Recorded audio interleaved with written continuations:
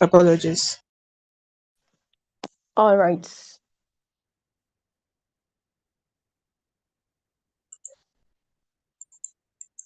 Just a moment, please. Sorry.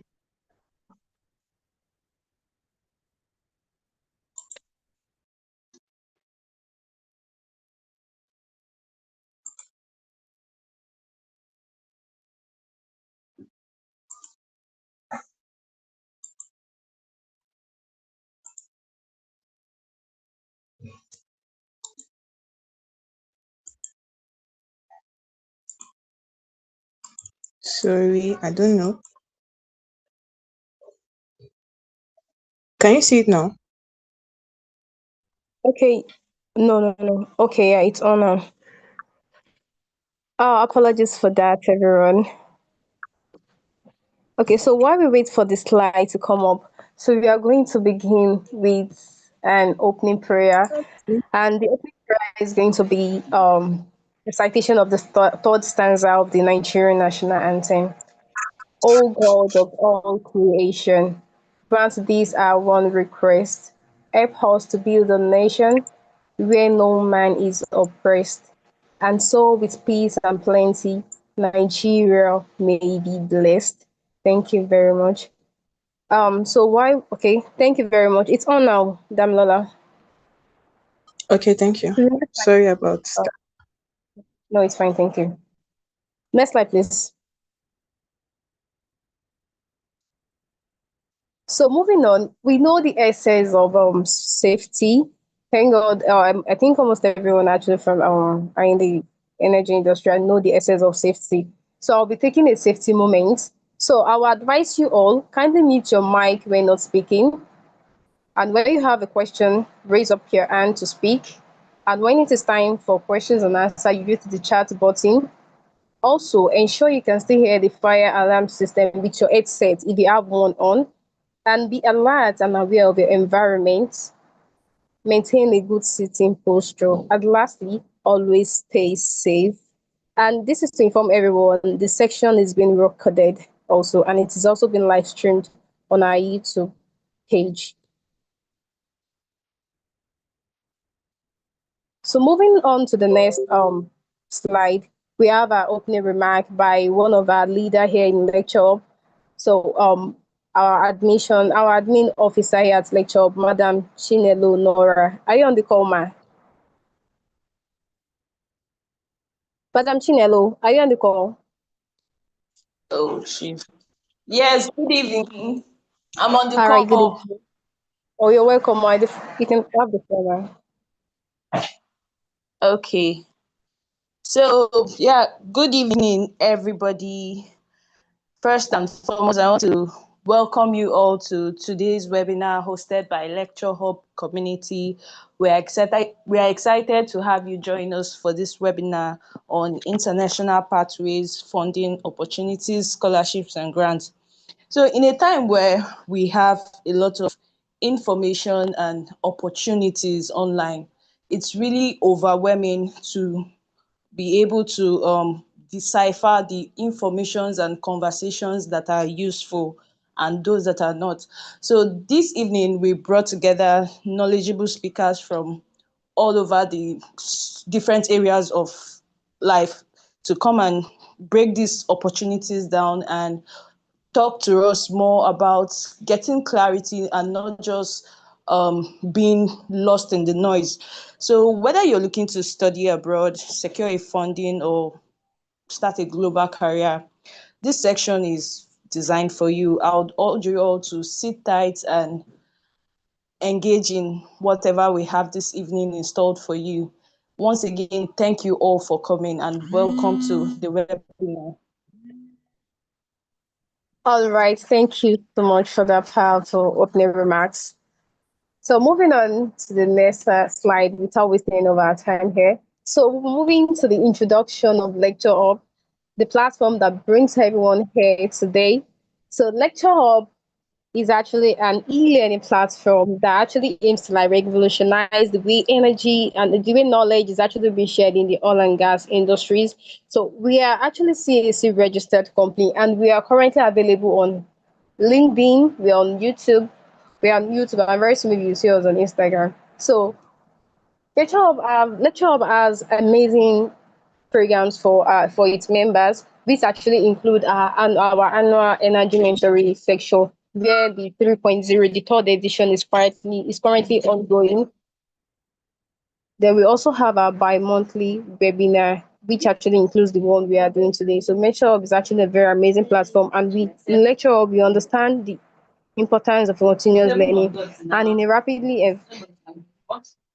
in lecture hub, we understand the importance of continuous learning, and we constantly actually provide information about the industry, content that are relevant to career success in lecture hub here. So thank you very much. Without wasting much of our time, I'll moving on to the next slide, which is, let me say, this is the section everyone have been expecting. So today we're having two special keynote section, and I'll be beginning with the first one. So before I go further, I'll be reciting the bio of our first keynote speaker, who is actually a very amazing man, a man of honor. Dr. Fatai Anifowoshe is a machine learning modeling research specialist at Saudi Aramco, with over a decade of experience delivering outstanding results ahead of schedule and below budget. Over the years, Dr. Fatai has successfully completed numerous projects in collaboration with the Center for Petroleum and Minerals at King Fahd University of Petroleum and Minerals. Fatai holds a PhD in Computer and Information Sciences from University Malaysia, Sarawak, and an MSc in Computer Sciences, Artificial Intelligence from King Fahd University of Petroleum and Minerals. Dr. Fatai Anifowoshe areas of expertise include consultancy in computational intelligence modeling techniques, technical reporting and presentations on artificial intelligence and its application in petroleum reservoir characterization. With his extensive research and development experience in the application of computation intelligence, machine learning, and data mining across fields such as petroleum reservoir characterization and big data analysis, Dr. Fatai is committed to making a unique and substantial impact in team-based environment.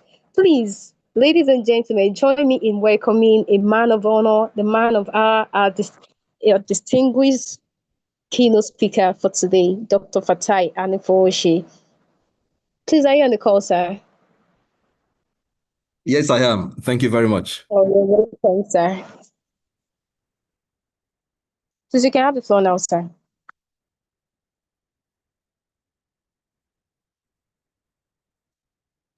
Yes. Damla, can you stop sharing your screen, please? Oh, okay.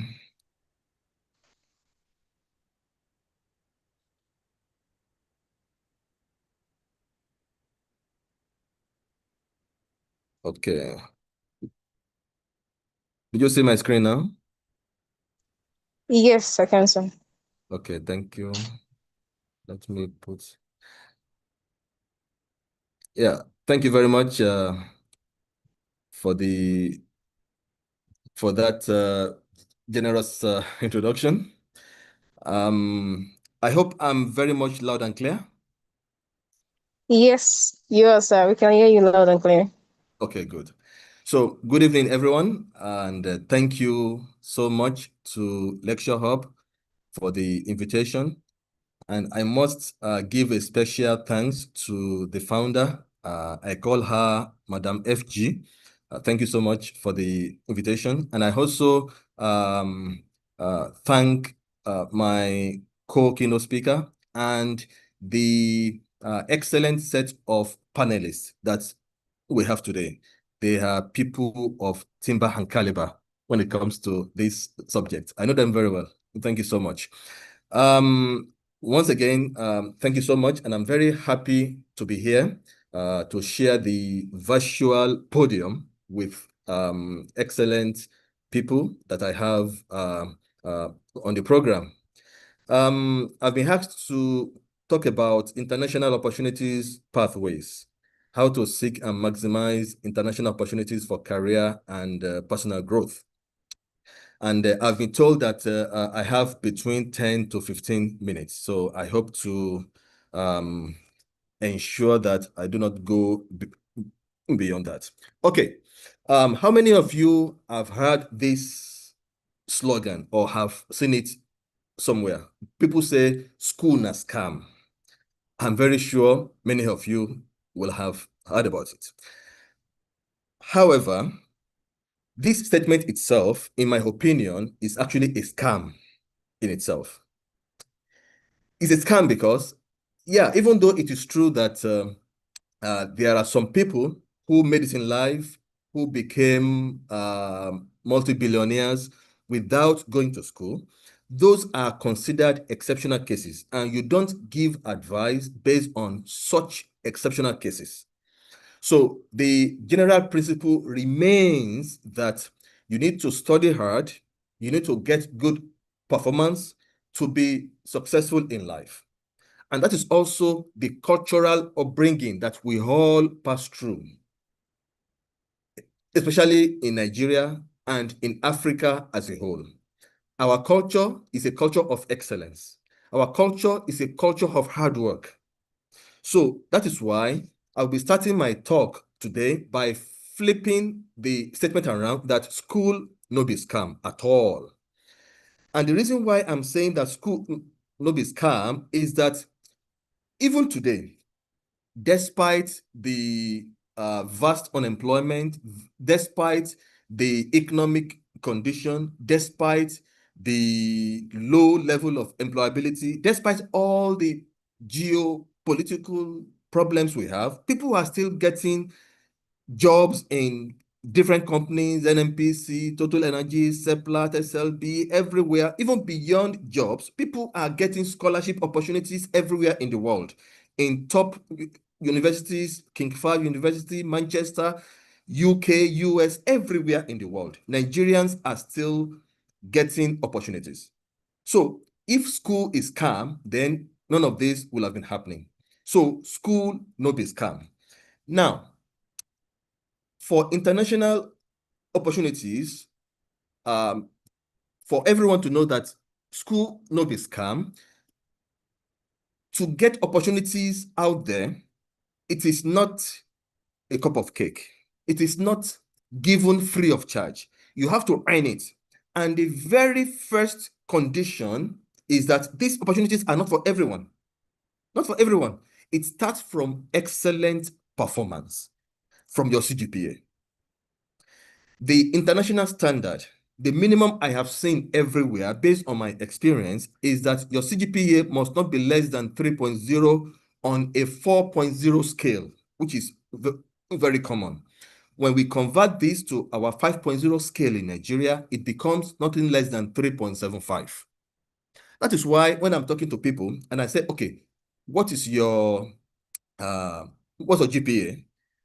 And I am told, well, I have 2.1. I said, no. This is not what I'm asking for.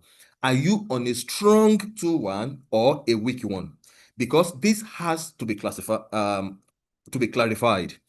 If you tell me you have 2.1, the information is not complete because 2.1 is not the minimum for most of the top universities in the world. Okay, they have a scale. The scale is 3.0 out of 4, which is 3.75. So, and in Nigeria, our 2.1 start from 3.5. So if you have 3.5, don't be so happy for now, though you still have a very good chance, but that is not the best that can earn you great opportunities. Okay, and I have some examples here.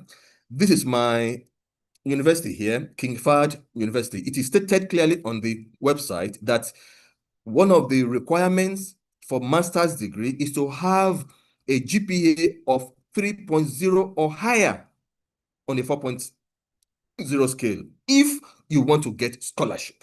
This is the point. So for those who don't want scholarship and they are ready to pay, then they accept a lower CGPA of about 2.5. So, which is fine, but no one actually wants to pay. Where's the money? So everybody wants scholarship, which is available out there if you meet the requirements. This is another example from the neighboring King Abdullah University of Science and Technology, also here in Saudi Arabia. The minimum permitted GPA, as you can see on the last line, is 3.0. This is out of 4.0 scale.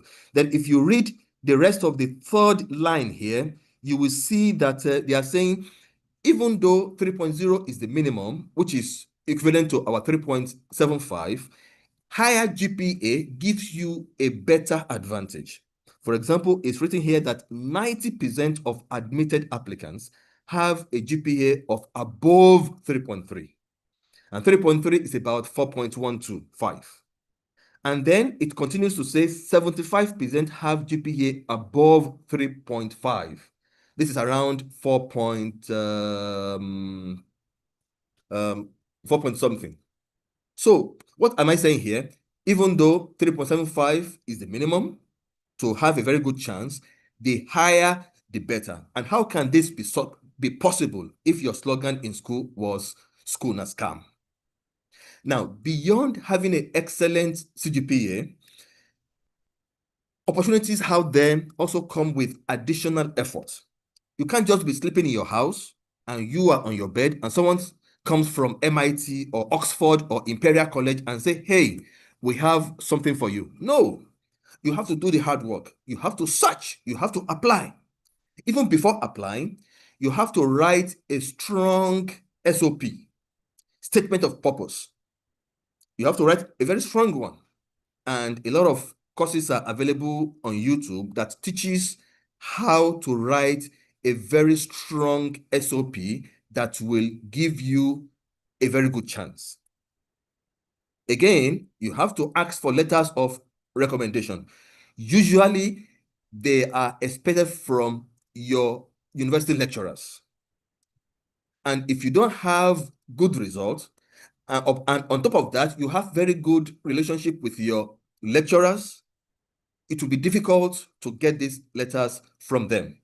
So if your slogan in school is or was "School na scam," and then you just do whatever you can do and just to pass out, and you end up having 2-2 or even third class, then getting a strong letter of recommendation will be difficult. And I know people who got disadvantaged because they couldn't get such letters. And of course, you need a very good transcript. If you say "School na scam" and you end up having D's and E's and F's, you have carryovers, your academic transcript will show all that, and that will be an automatic disqualification. So I need to make a point here that even though having strong 2-1 gives you a very good chance, having 2-2 or even third class is not a complete disqualification. There are still some universities in the world that will accept that. But the point is that, and I hope you all agree with me on this, that your chances will be reduced. So the higher your CGPA, the better. And of course, part of the hard work that you have to do, some universities, unfortunately, despite that in Nigeria, we start speaking English right from our kindergarten. Yet some universities in the world require that we pass certain exams, international English exams. So IELTS, TOEFL, GRE, and so on. So if the universities you are looking at require this, then you have to, prepare for this. And before I start talking on this slide, I wanted to be clear, and I hope our panelists will expand on that further. There are different types of scholarship opportunities in the world today, okay? Those that are common in the Middle East are that you apply to individual universities. Some of them nowadays are having this national portal where you log into them and you submit your credentials. Then you are asked to select 5 universities that are available on their list, and then all of them will consider your application, and then whoever wants to take you then will signify among them. And once you are admitted, the scholarship becomes automatic. The scholarship is automatic. So this includes King Fahd University, King Abdullah University, and if you go out of Saudi Arabia to elsewhere in the Middle East, you have Khalifa University in Abu Dhabi in the UAE. You have Hamad bin Khalifa University in Qatar. All these give automatic scholarship as soon as you get admitted. No extra effort. There are some, second category of universities or of scholarship opportunities. First of all, you get admitted to a university, then you apply to some scholarship opportunities. Okay, so the scholarship depends on your admission. So if you don't get admission, then you don't win the scholarship. So they are very common in the UK, for example. Then some other universities, the scholarship is automatic, but you have to talk to some professors first, and you have to convince them that you have a very brilliant idea to work on. It is only then you will go ahead and submit your application, and then you will mention such a professor within your application, and then it will be considered. And as soon as you are given the admission, then you become a research student of such a professor, and that's where your funding will be coming from. This is very common in the US. And the last one are these independent scholarship opportunities. You apply to them, and then they post you to the universities that are subscribed to them. This include Commonwealth universities, Commonwealth scholarship, Chevening scholarship, and so on and so forth. So these are the different opportunities, but I believe that our panelists will dive into that. Now, some of the issues that you may need to consider, okay, is one of them is that when actually do I start looking for scholarship opportunities? Some people say, well, as soon as your result is ready or your transcript is ready, then you can begin to search, you can begin to apply, and so on. Some say, well, why don't you wait until you start your national service? Okay. Some suggest that, well, you can just take some time to finish your national service, then you can begin to search after that. Some say, no, begin to search during the service. By the time the result comes out, you have already completed it, and then you can go immediately after that. Then some people say, well, who cares? What is the value of NYSC anyway? Just as soon as you got your admission, just leave wherever you are, whether you are serving or not, and just go. Again, I hope our panelists will advise us on that based on their own experience or some people's experience that they know. Some people, they are lucky enough, they get some kind of job. Then the question comes, when do I go for international opportunity? Is it immediately I finish my national service, or it is good to have some work experience if available? If available, it may actually help or help to provide some experience for such international opportunities. And also, part of what will need to be considered is that you should be ready to sacrifice, because some of these opportunities don't come on the platter of gold. They don't come like a piece of cake. They come with their own sacrifice. For example, you may need to resign from your work if you are working. Again, that is something to consider. You have to weigh the pros and cons of either staying behind and continue your job, or you resign and go. When this happened to me, I actually resigned. I was then a software programmer at OAU Ife. But I met a student recently, one of those that were recently admitted to King Fahd University. after the welcome party that we did for them, he just called me aside because I was one of the speakers. He said I should please advise him. He got a job in NNPC and his salary is over ₦1 million. Now he got a scholarship opportunity in King Fahd University, and it was actually here on a short leave. He did not resign yet. So he said I should advise him. Well, this is a very critical issue. As I said, in my home case, I resigned, but maybe that's not for everyone.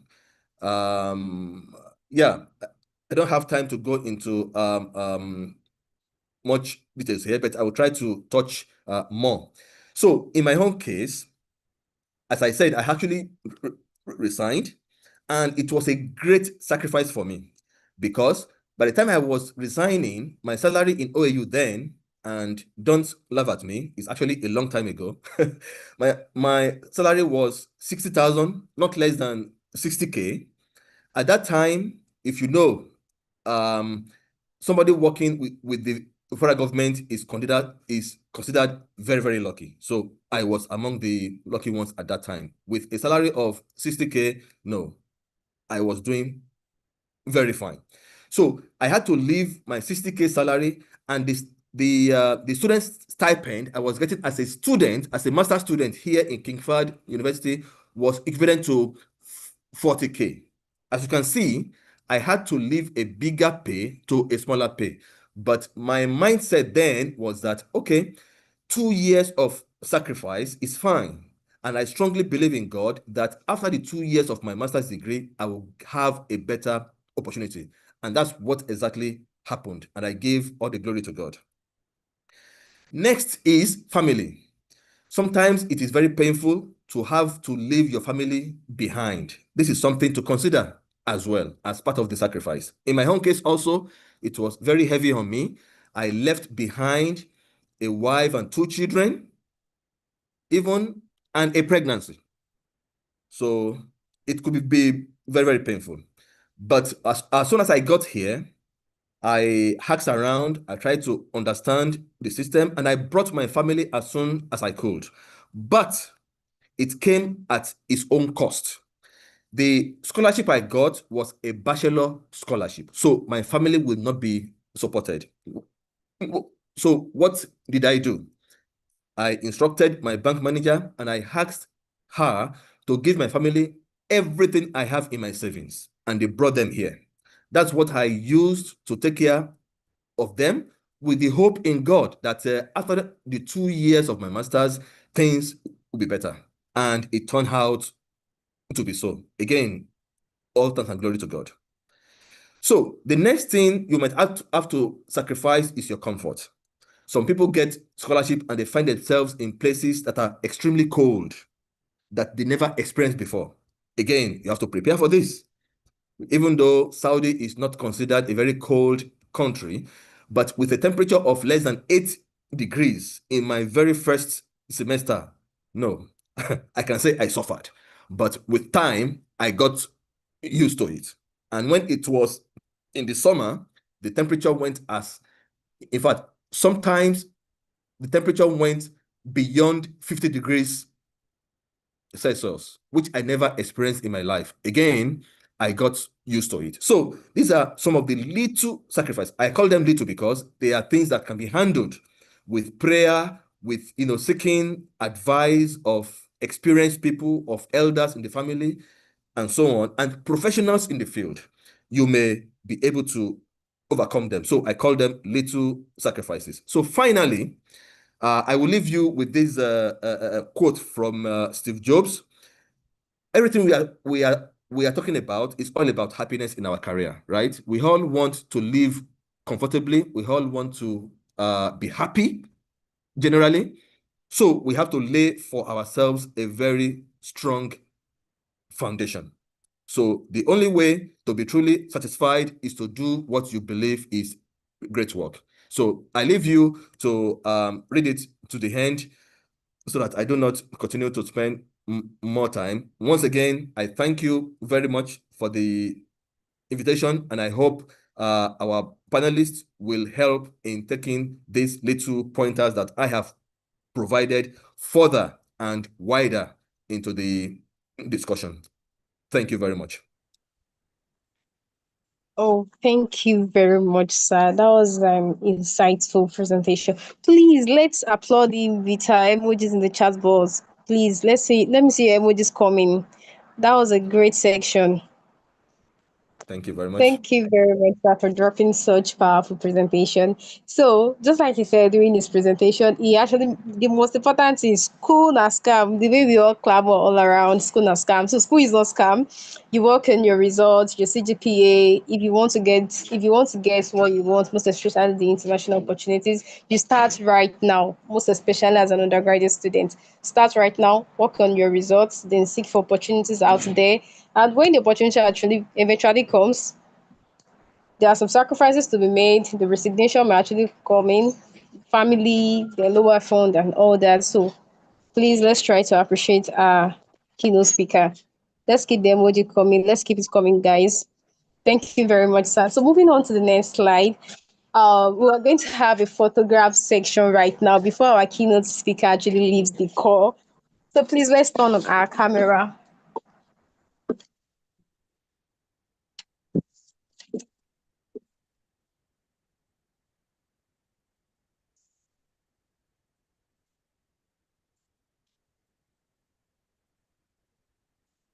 Okay, let's turn our cameras, please.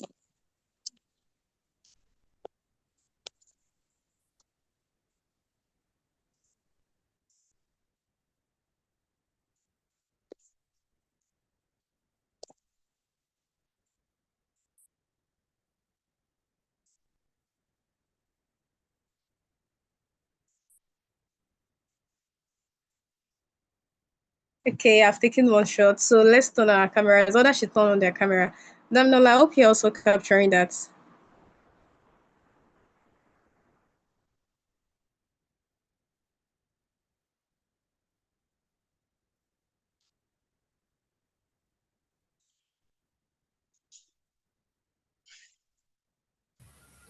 Please hold on, hold on.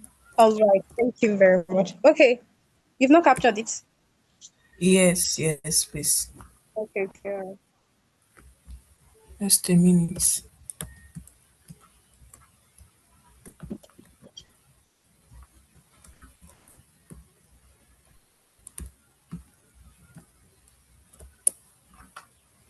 I just just a minute. Please turn on your camera. I can still see Alright. some cameras. Some people are Please yet turn to on your turn on. cameras. Let's capture this amazing moment.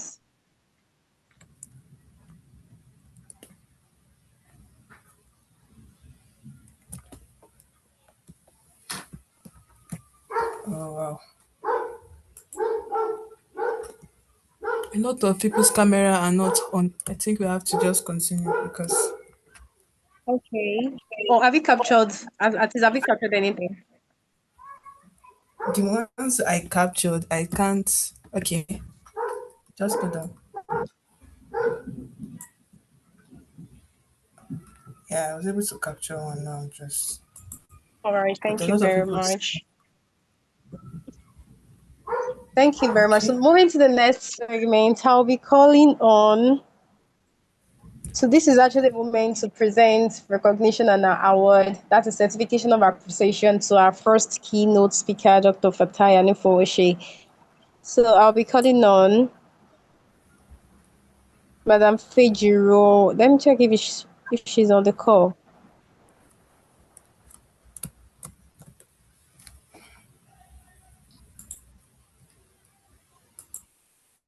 Okay, please So I'll be calling confirm on you can Madam hear me. Fejiro to actually present. Okay, I can hear you, Yeah.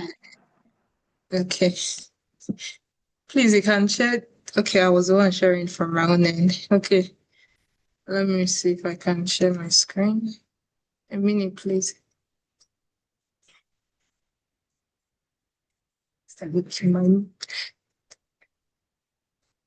Please, once my screen is up. No, not yet, Ma. Okay. Once my screen is up, please do it to let me know. Okay. Okay. Has it come up? Yeah. Just a person.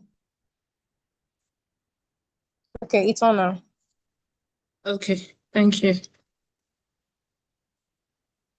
Okay, so I'll go over to.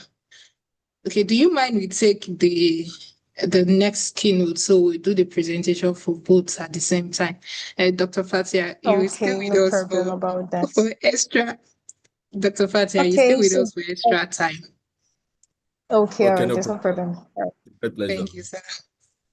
Welcome. So can I go right now?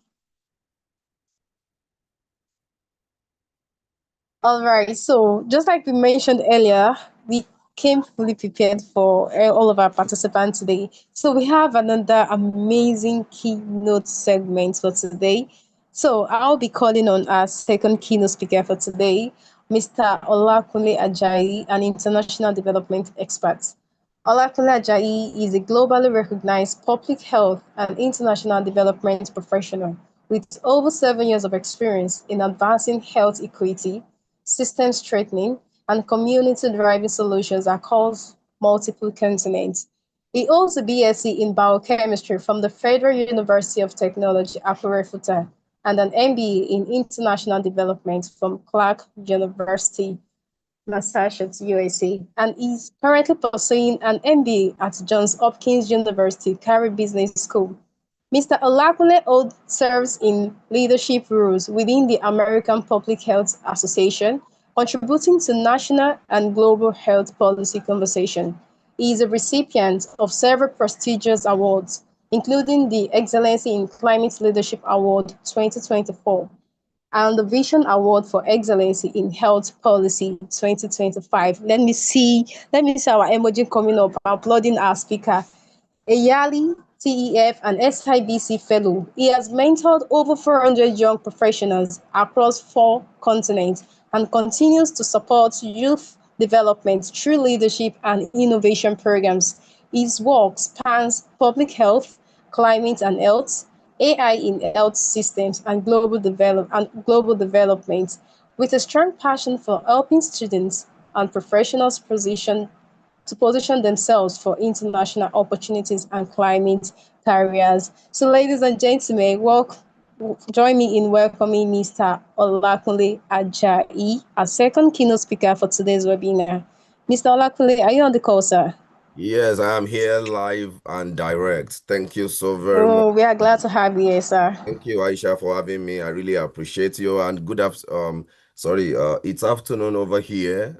I know it's evening over there in Nigeria, but here, Aisha, you tried with the pronunciation of the state where I am, but you murdered it a little bit. But I forgive you.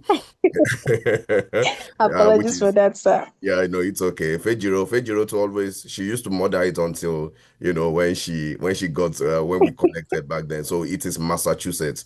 A lot of people don't, they're like, is it is it Massachu, or don't mind the name. It's an native Indian name, because those are the people the indigenous people that were in the United States before the British came to colonize them and blah blah blah. Anyway, we're not going to that today.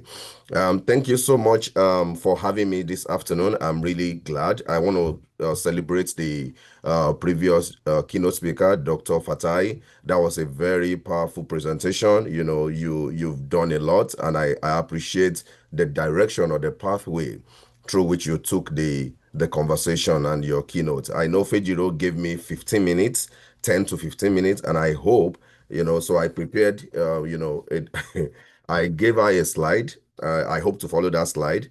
And I also printed, so if you see me looking, into a paper, it is just to try, because talking is my therapy. I love to talk.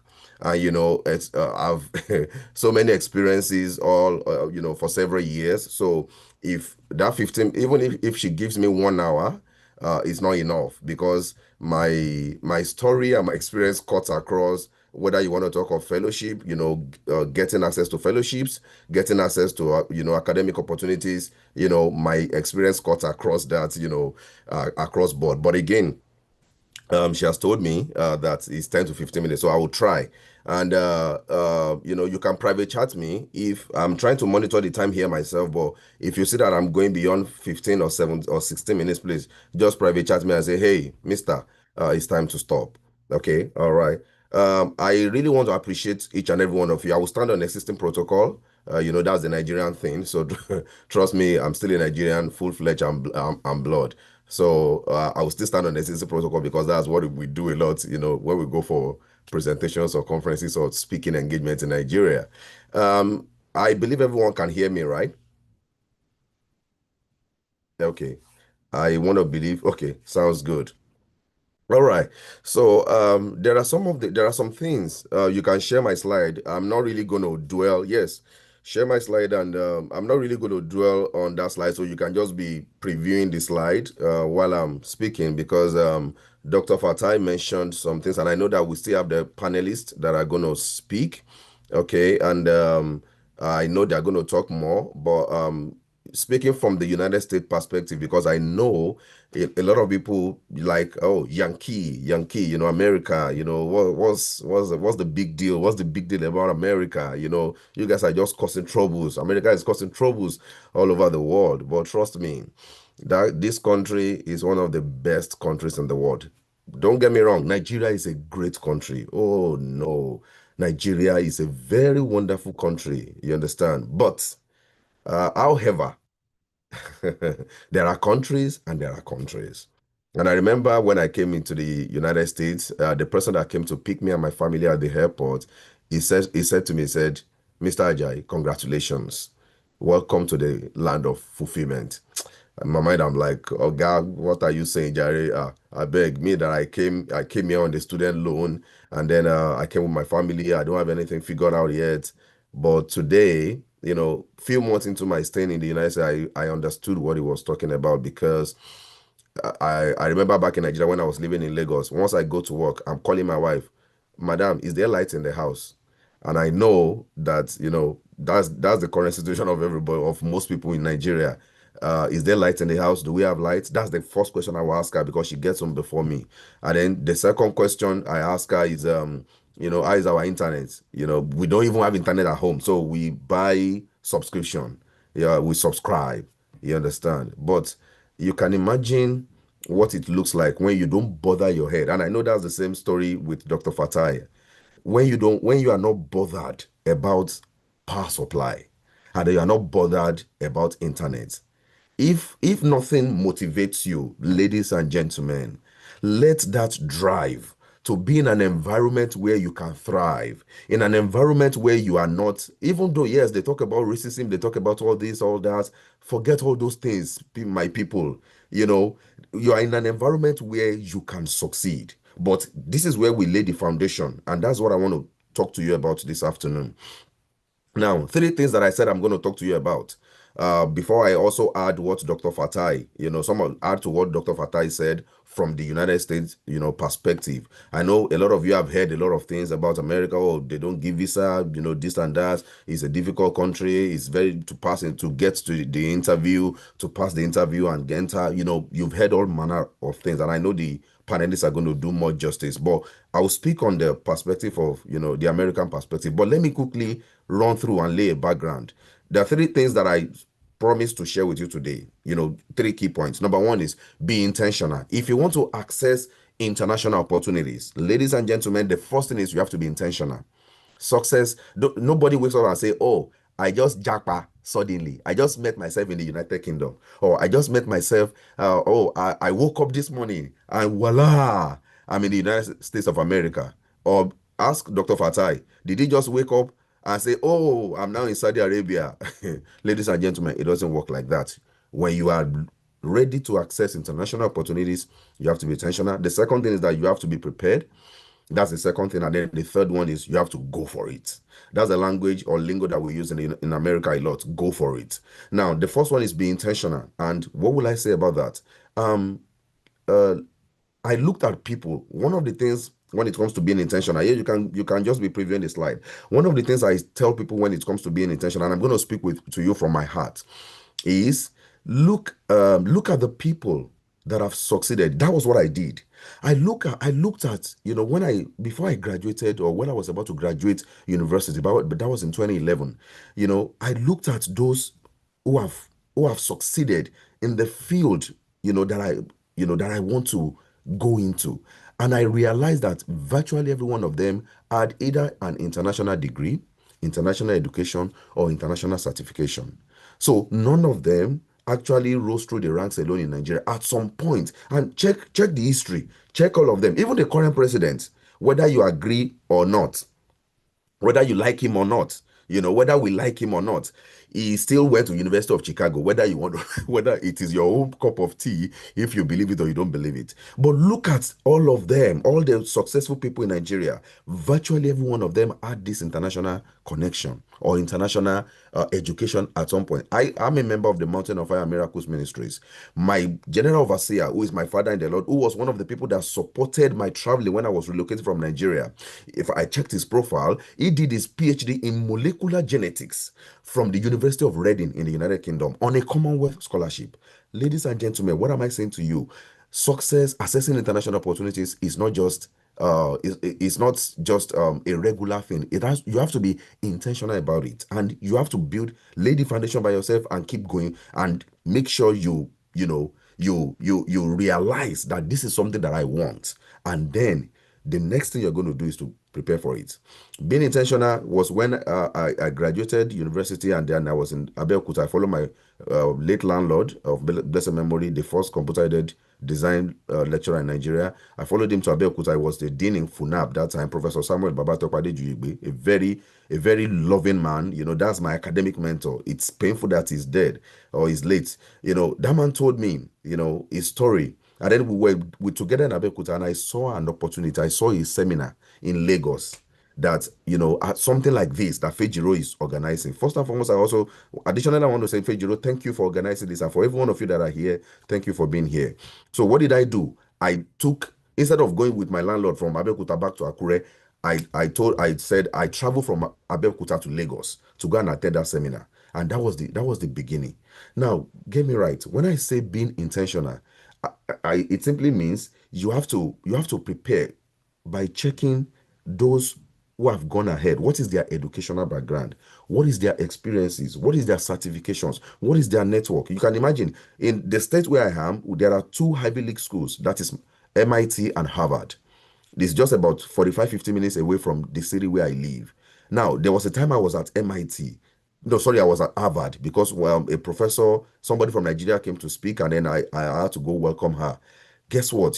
Being in that environment alone, my dear people, it speaks volume. Are you getting my point? So being intentional, I don't want to waste time. Being intentional is very, very key. The second thing is that you have to be prepared.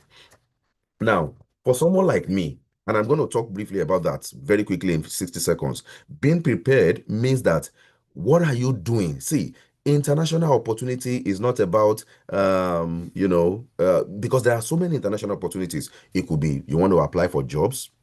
Like in US, there's something we call H-1B visa. You can be, if you are a very good professional in Nigeria, they can bring you back from Nigeria down to the US on H-1B visa. Now, that is possible. If you want to pursue education, oh no, very fantastic. You PhD in America, most of the PhD program in the United States is full funding. You get a full funding when you come to the United States. Now, and there are also other ones called fellowships. Going for fellowships. Ladies and gentlemen, I've been a beneficiary of some fellowships. If you check my profile, you will see Yali. Yali is the flagship President Obama's Young African Leaders Initiative. Time will fail me. I would have loved to tell you the story, because if you are from a background that your parents is not. By the way, Dr. Fatai mentioned something that maybe if you have two or third class is right. However, for someone like me, I graduated with a third class from biochemistry. And then you're wondering, how did he move from being a third class to the United States? Guess what? Before I left, I did what we call PGD. And when I did my PGD, I made sure 7 years after I've graduated, that was when I went back from my PGD, but I got a distinction. And so it is on the premise of that distinction that I've been building my profile. So if you are here on this meeting, on this webinar, and you are feeling like, oh, your life is finished because you graduated with a 2-2 or with a third class or with a pass, if you can go back and do your PGD, you stand a very strong chance. I did PGD and look at where I am today. I roll with, top professors, with whites, name them, we sit down, we talk. The CEO of the company where I work will sit down, we have coffee. So that's the grade you have today. There could be a lot of reasons, whether you were the people that joined the bandwagon, that you wanted to drop out, that Bill Gates drop out, Mark Zuckerberg drop out. You too, you want to drop out. Please, I beg you, don't drop out. If you are schooling in Nigeria, please don't drop out, because those people drop out from Harvard, from MIT. Where do you want to drop out from? What is the ranking of your school if you say you want to drop out? So I beg you, do not drop out. Follow through. You understand? If you are graduating if you are on your CGPA is like 1.94 or 2.22 or 1.83, don't worry. Finish it. Don't kill yourself. Don't die. Go back and do PGD. And then make sure that when you are doing your PGD, you go for the strongest grade, maybe like 4.7, 4.8. You will stand the same chance. You can see in my profile, I just got admitted to, Johns Hopkins. Johns Hopkins is one of the leading universities in the world. It's in Baltimore, Maryland. See, there's so much to say, but I can't say everything. But please be prepared. Now, if you want to go for fellowship, you don't have father or mother that is rich, which is the situation for a lot of us in Nigeria. The first point is not money. I know you are saying Nigeria, they've conditioned our mind that money, money, money. See, look for a solution in your community. Most of you are in energy, oil, and gas. Look for, I can't remember, I can't picture a solution right now, but time will not permit me to share, my background, the things I did. See, as a young person, if you're in your 20s and you're on this call, please try a lot of things and see what works. Climate, you will find me there. Public health, you will find me there. Education and training, you will find me there. Which were engineering, you will find me there. Name it, anything. I was trying a lot of things. And then luck was smiling on me gradually. I'm a fellow of Tony Elumelu Foundation. I got that $5,000 grant in 2016. I got the Obama Yearly Fellowship in 2015. Those things, international opportunities, international organizations are looking for those who are solving local problems. And that is the accumulation of those things that will help you when you now want to access international opportunities. If you just stand up because international organizations, this Western world, Germany, United States, and all of those ones, they are looking, Germany, America, UK, they are looking for those who are solving problems, who are already solving problems, who they can tag with to come and solve problems in their own country. They are not looking for anybody that will just come and say, oh, I just want to show you that I got it. No. They are not looking for people like that. So what problem are you solving? Time will not permit me, but I remember my yearly experience. It changed when I went for our visa, myself and my wife and our kid. When we went for our visa interview at the US Embassy, for your information, I didn't even get full funding. I got a partial scholarship. Dr. Fatai can relate. Partial scholarship to go to the US Embassy in Lagos to go for interview and get it. It's the grace of God. Yes, I fasted, I prayed. I already told you that I'm a Mountain of Fire member, so you will know that die by fire. I'm a proper baked, fully baked die by fire, brother, person. But on top of that prayer, I was also going to Daystar, where they were teaching us about excellence. So I balanced the two. So if you are a prayer warrior here and you don't know anything about preparing yourself for excellence, then you are already in doom. So you must be ready to balance both prayer and excellence together. And so time will fail me. I still remember when I wanted to go to France for President Emmanuel Macron came to. So you can apply for fellowships. Fellowships, those are the things that you will build together, that will build your background. When I was applying for visa, the visa officer asked me, have you traveled out before? I said, yes, I've traveled out before. Because they want to check if this one will go to travel out and run away. I remember when I went to France, they said, you should jack out, don't come back. I came back in record time. Now, those history put together would help you when you are ready to access international opportunities. And so the officer asked me, have you traveled out before? And I told her the places I've been to. Guess what? She was like, yes. And then everything worked out and we're able to relocate. The last one is, please go for it. I know I'm already over time. I'm sorry, but that's why I said I have a lot to say. Please go for it. Do not let anything stop you. For if you are planning to come to the United States, number one thing is, please join WhatsApp groups. I can share with Fejiro. I don't know if I connected that with that WhatsApp group where they share a lot of opportunities. How do you write SOP? How do you do all those? How do you get letter of recommendation? How do you even write? In America, when I applied, I got admission to 7 schools because I applied to 30 schools. That is the case with the United States. If you want to come to America, you have to apply to as many schools as possible. However, you can apply for application fee waiver. Time will not permit me to say so much. So that maybe Fejiro would have to bring me back for me to break down application to America, to the United States, if you want to do master's or PhD. But the main thing is that you can apply for application fee waiver. You might not pay a dime. And I'm happy recently there's a lady that I was coaching. She just got admitted to Canada. But that's a story for another day. But I will close with this because I know I know myself that I will shoot beyond that because there's so much to say. And I'm passionate about, I want all of you to, if I have the gateway, I want to bring all of you out of Nigeria. Apology to Nigeria. We are still going to go back and fix that country, but we need to jackpot first to get that exposure, to get that support, that exposure, that experience that will make our minds better. And so I will leave you with this. Your future is not decided by what you hope for, but by what you consistently go for. Ladies and gentlemen, you can see my energy, and that is the way I do things. Fejiro knows me. Go for it. Whatever you put your mind to, ladies and gentlemen, don't let anything stop you. Don't let your background stop you. Go for it. Look for resources, leverage on people, and then success will be inevitable. On that note, I'm going to stop. Maybe we'll have another time to chat again, or that I will share, in details with you. But thank you for having me. I'm sorry if I've taken maybe some time above the time I'm given, but I am passionate about you guys because I know that we have talent in Nigeria that are under-tapped, that are underutilized. Just getting that international exposure. Man, your life, when I look at the things I've achieved with these few years I've moved to the United States, compared to the over decades that I've spent in Nigeria, people of God, the difference is clear. But don't worry. The best time to plant a tree was 20 years ago. The best time to plant that tree is right now. So start now. Then, you will succeed. Thank you so much for having me. I'll stop there. Thank you. Thank you. Thank you so very much. Aishat, please, before you call me, I want to All right, interrupt thank you you a very little. much, sir. That was a So, very impactful section. It was so powerful. Thank you very, very, very, very much. As I said, no jackpot without intention. There's no any jackpot without intention. You have to be very prepared, be intentional, be ready to face the courage and be consistent, be visible, and overcome the fear of rejection. If I should apply, will I get rejected? Will I get accepted or not? Try to overcome the fear and be prepared to transfer preparation into outcomes. Thank you very, very much, sir.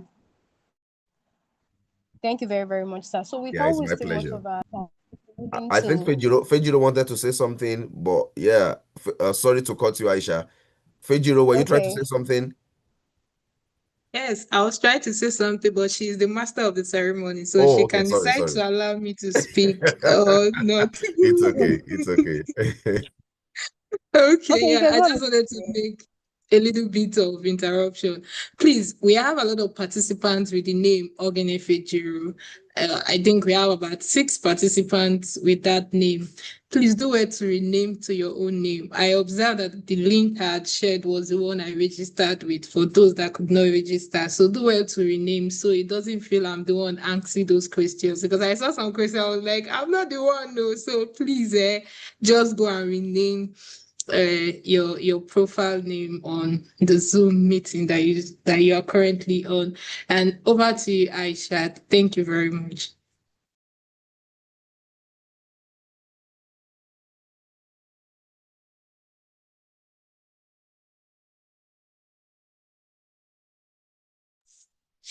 Aisha, can you hear me?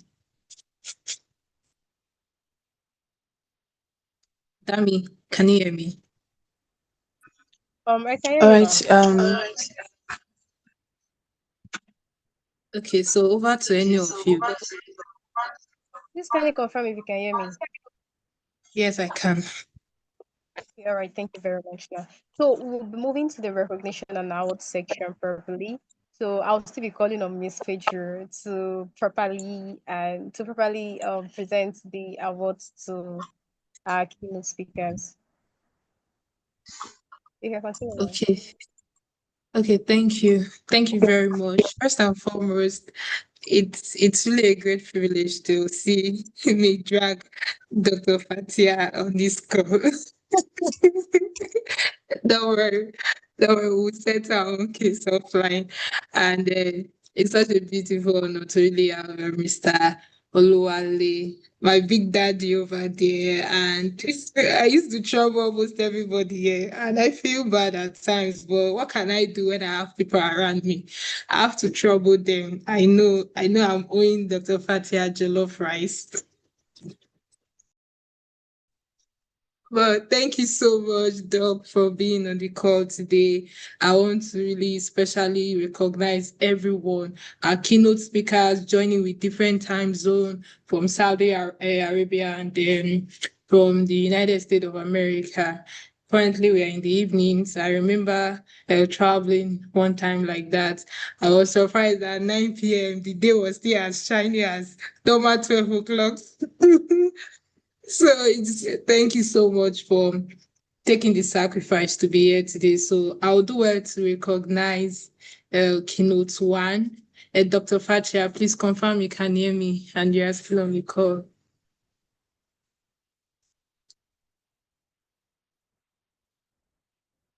Dr. Fatia, are you still on the call?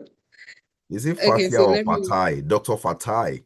Fejiro, why are you changing Dr. Fatai's name from Fatai to Fatia? Oh, God. It's Dr. Fatai, not Fatia. Okay. Which means I will just say Dr. F. I know everybody's laughing at me now.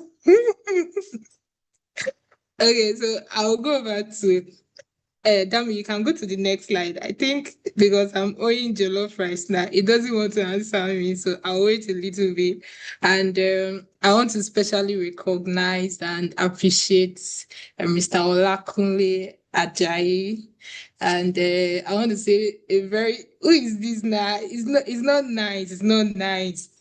Oh, I want to say thank you so much, Sal, for honoring our invitation. Thank you so much because I was going through your slides that you shared and it's super packed. So if you permit me, I will send it across to those that registered for the meeting so they can just have a time to go through it on their own.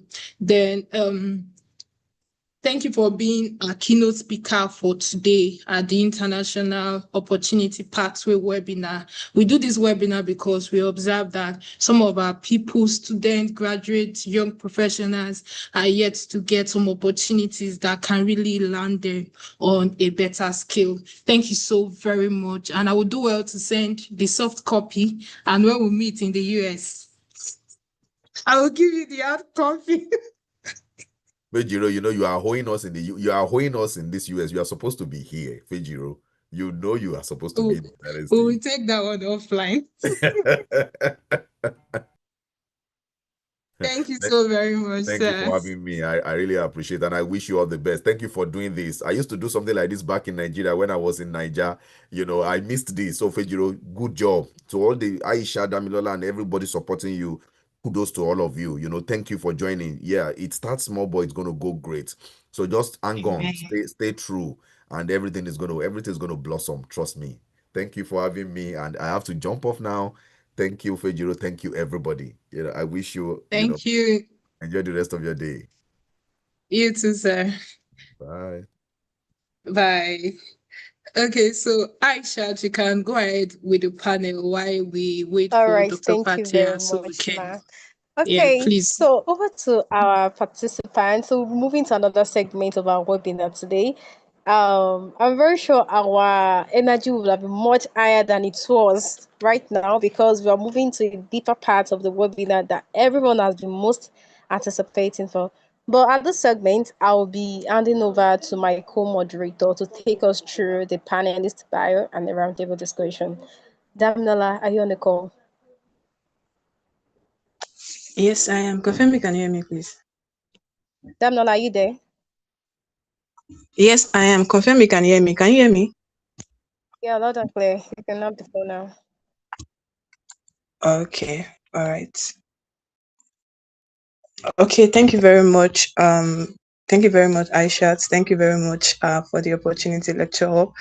I believe we've all learned something from the keynote session. Please, I want to see our excitement for those that were in last month's webinar. I want to see our excitement if you learned something from last month's webinar and you're hopeful that you've learned something for this month's webinar. That's from the keynote sessions, and you want to learn more from this, our amazing panelists. Let me see our excitement in the chat box.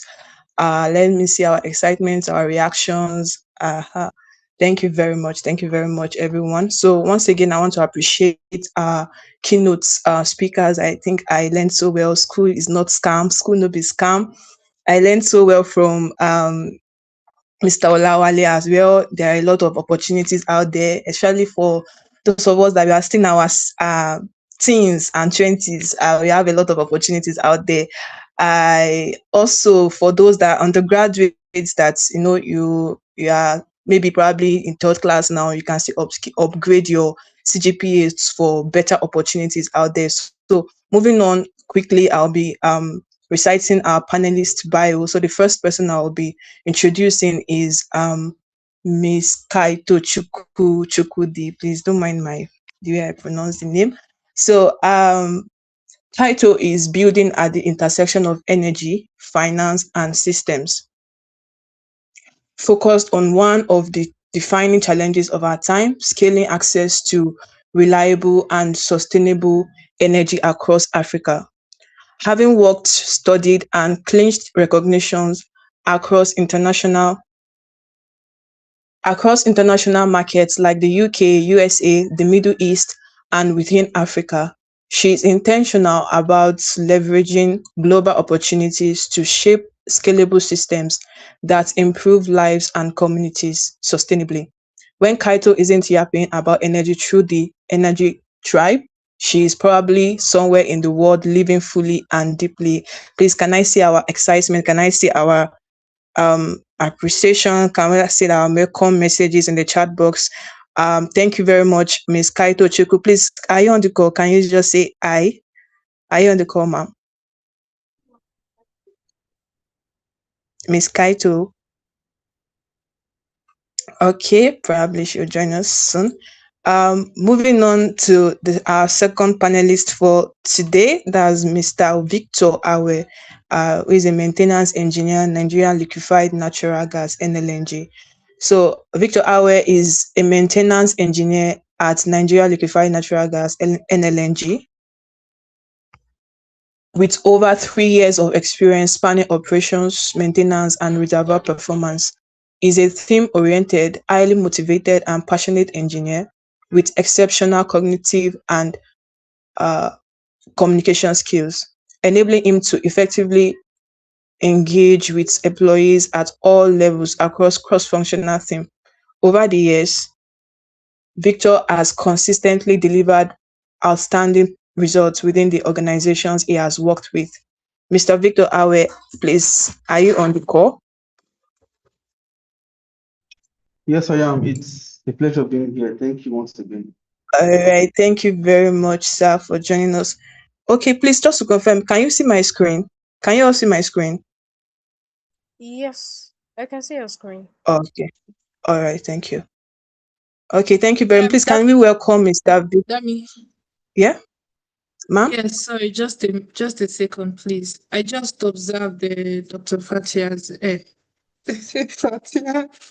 Is that okay? Okay. So, Yeah, I think I just all right, observed a comment. So let's see if I can get through to him. all right, just a moment, please. For the recognition, right? Yes, please. Okay, it's just a moment. I am here. Thank you very much, Doc.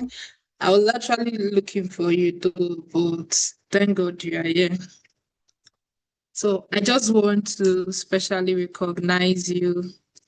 Sorry, welcome, Mr. Victor. But please, before Doc leaves the call, let me just recognize him. So I just want to say thank you so much, Doc, for being on our call today. I know it must have taken a whole lot to drag you. Yes, I dragged you to drag you to join this call today.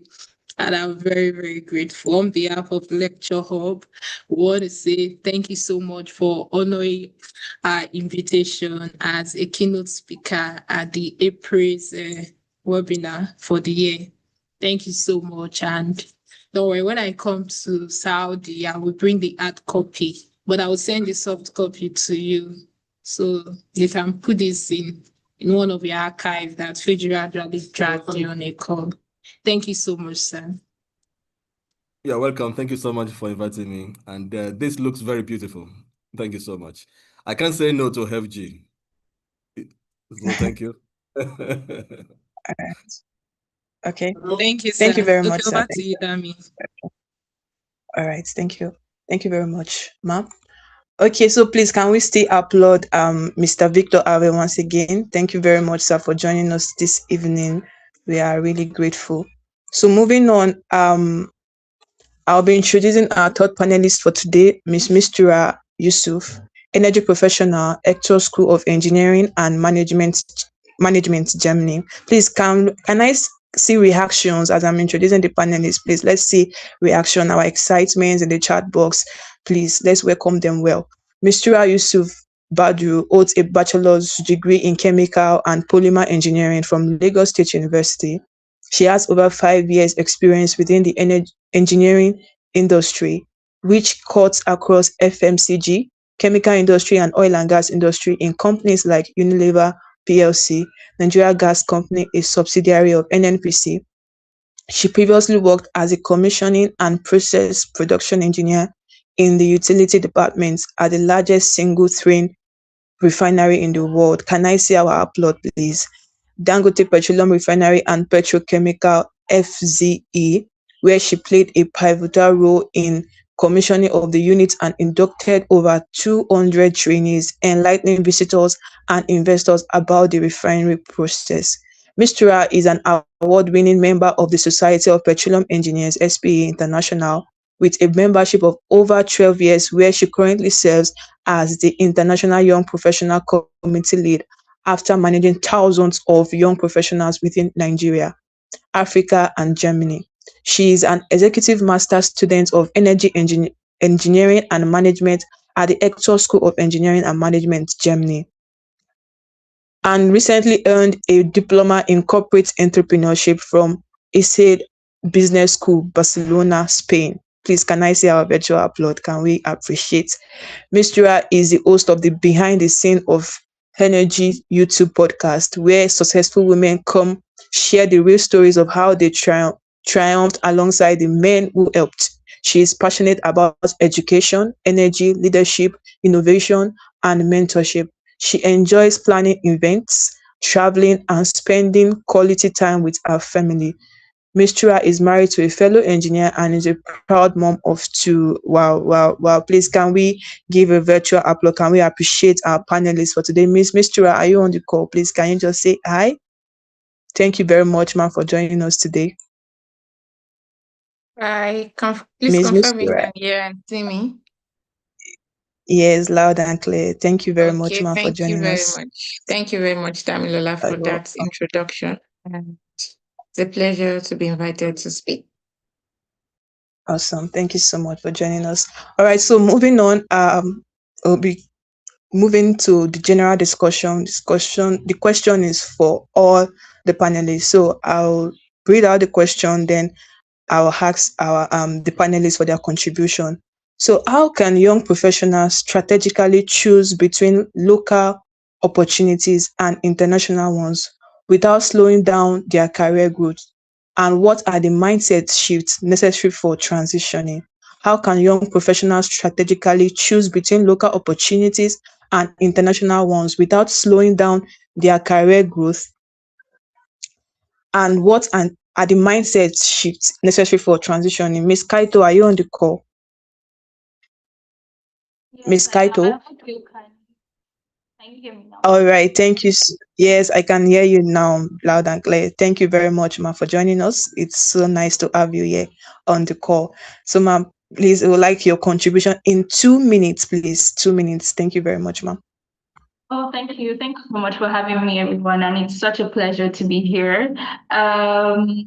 Relating to the question, I would say that you do not necessarily have to choose between local and global opportunities, to be honest, because local opportunities translate to global opportunities, and that is obviously with the right positioning. You would find out that in local opportunities, you build capacity, you build excellence, you learn the skills that would essentially translate into those skills that will be necessary for global opportunities. And so I'll suggest that when you're working locally, when you're volunteering locally, when you're, doing grinding an opportunity locally, ensure that you are positioning yourself by communicating the value that you're offering. So make sure that even as you're working or you're whatever you're doing locally, you're also speaking about the work you do. You're also using those lived experiences that you have gathered from those local opportunity to apply for global opportunity. Every global opportunity that I have clinched or I have applied for, Okay. because the skills I have were able to translate into these global opportunities. So I hope that All right. helps. Thank you. All right. All right. Yes. Very well. Thank you very much. Please, can we give an upload for that? Thank you very much for that contribution. So, moving on, Mr. Victor, please, what's your contribution? Just in a minute because of time. This question, please. How can you contribute to this question, Mr. Victor? Are you there? All right, yes, I'm here. Thank you once again. Good day, everyone in the house. So, straight to the question, how can young professionals strategically choose between local opportunities and the international ones? Just as Kaito had said, it's not about you rushing and putting your gaze on the international opportunities. Build yourself on what you have here, which are the local opportunities. When I got into Slum BG, it was Slum BG Nigeria, SNL, not Slum BG Ghana or in the US. It was from Nigeria I got transferred to Ghana, and they saw my output. They saw my output. Then it transited to me working in Slum BG US. That's at Tulsa. So I would say change your mindset from a geographical mindset and set to a competency mindset. So that's it basically for me. Thank you.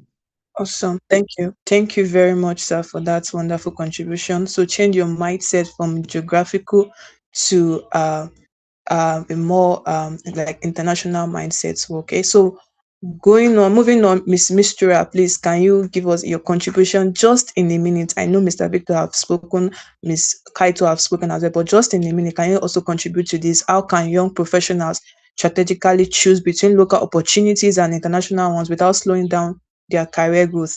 And what are the mindset shifts necessary for transitioning? Thank you very much, ma'am. Okay, thank you. Since we are short on time, I would just say both speakers have actually said what I wanted to say because I was just Awesome. nodding my head while they were speaking. So I would just talk about maybe the mindset shift. If you need to see every opportunity as a global opportunity, irrespective of where it comes from.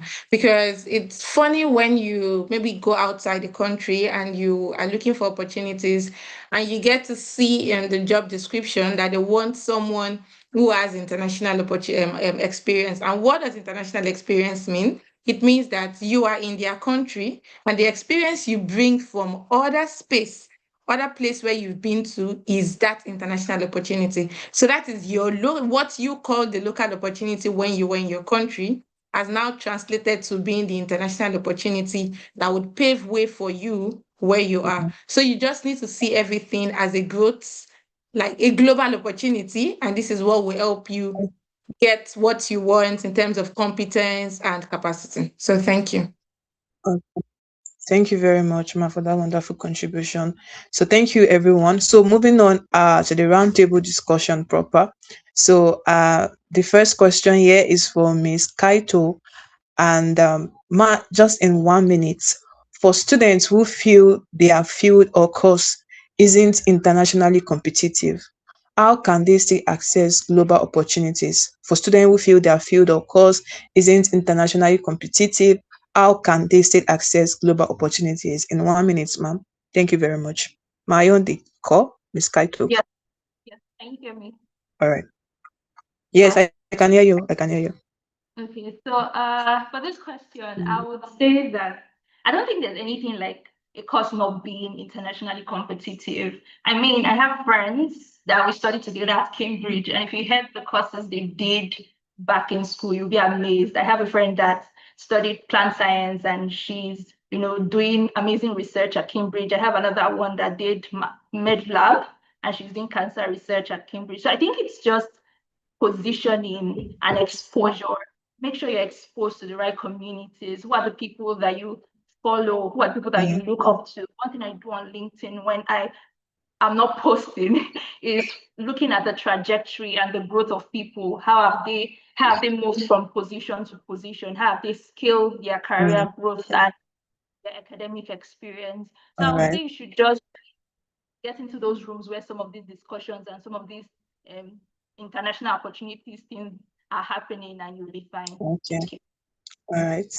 Thank you very much, ma'am. Thank you very much. So thank you. It's just all about positioning, getting information, and putting yourself out there. Thank you very much. So the next question is to Mrs. Mistura. So ma'am, for applicants who have faced major setbacks such as visa denial, multiple rejections, how should they handle repeated rejections? Bounce back.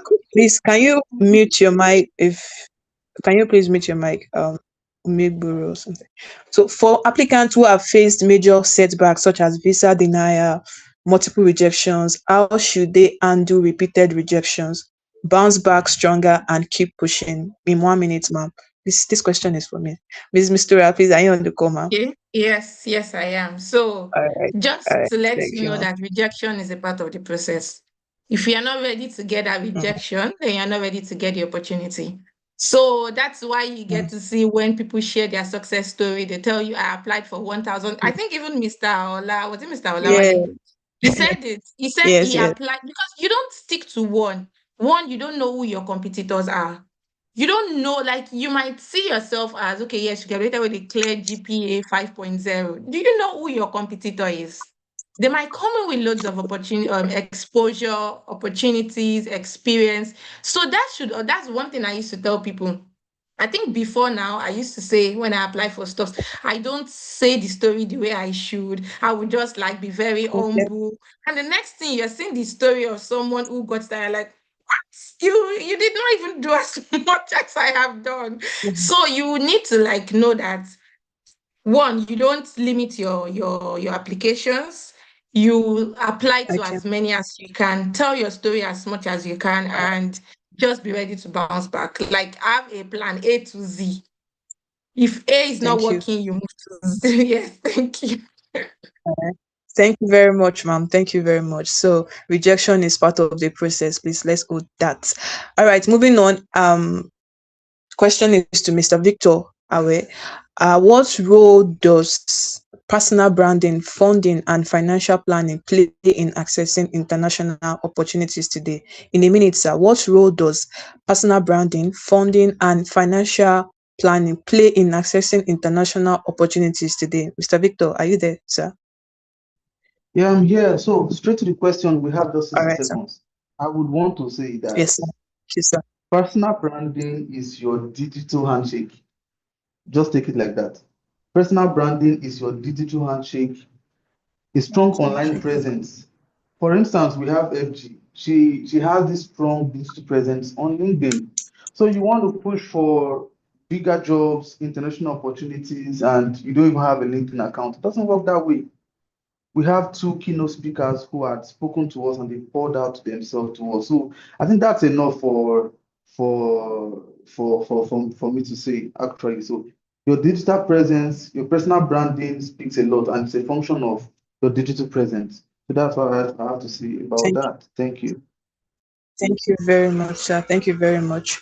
Moving on, thank you very much for that contribution. Thank you, sir. So, how important to Ms. Mistura? This question is to Ms. Mistura. Ma, how important is networking and mentorship in accessing global opportunities, and how can someone start building international connections? Just in a minute, ma'am, how important is networking and mentorship in accessing global opportunities, and how can someone start building international connections? Miss Mr. Ma'am. Firstly, this time disclaimer you give just makes the answers go out of your head, but fine. I will try to. Can you allow our panelists to rest? Like, stop giving Okay, them this okay. anxiety. Don't worry, they should go Oh, with the flow. I'm But just maintain. all right. Apologies. Okay, so sorry. Okay. Yeah, I Okay, ma'am. understand we've spent a lot of time, but I think the most important thing is the value we get to give and what people get to gain. So firstly, I know for people Yes, that ma'am. know me, they know I am keen on mentorship. I have a mentorship program. I am a product of mentorship. And I am still in several mentorship programs, not just programs, I have mentors. So the first thing is you want to get opportunities. You need to check who has done this before. How did they do it? So sometimes we don't get direct access to them. You can also get indirect access. There are different types of mentorship. There's peer mentorship. There is mentors with mentorship, the regular one we know with maybe people older or more experienced. You have with people that are below you. You have with even virtual mentorship today. Going to YouTube, because a lot of people document what they do. Go on YouTube. I think there's this guy, Victor. He puts up a lot of posts on scholarship applications and all of this. So firstly, networking can be virtual, can be physical. You can, just like Kaito said, you can go online, look out for people who are on the same, maybe not the same, but at least they are going through the same journey as you want. Follow them.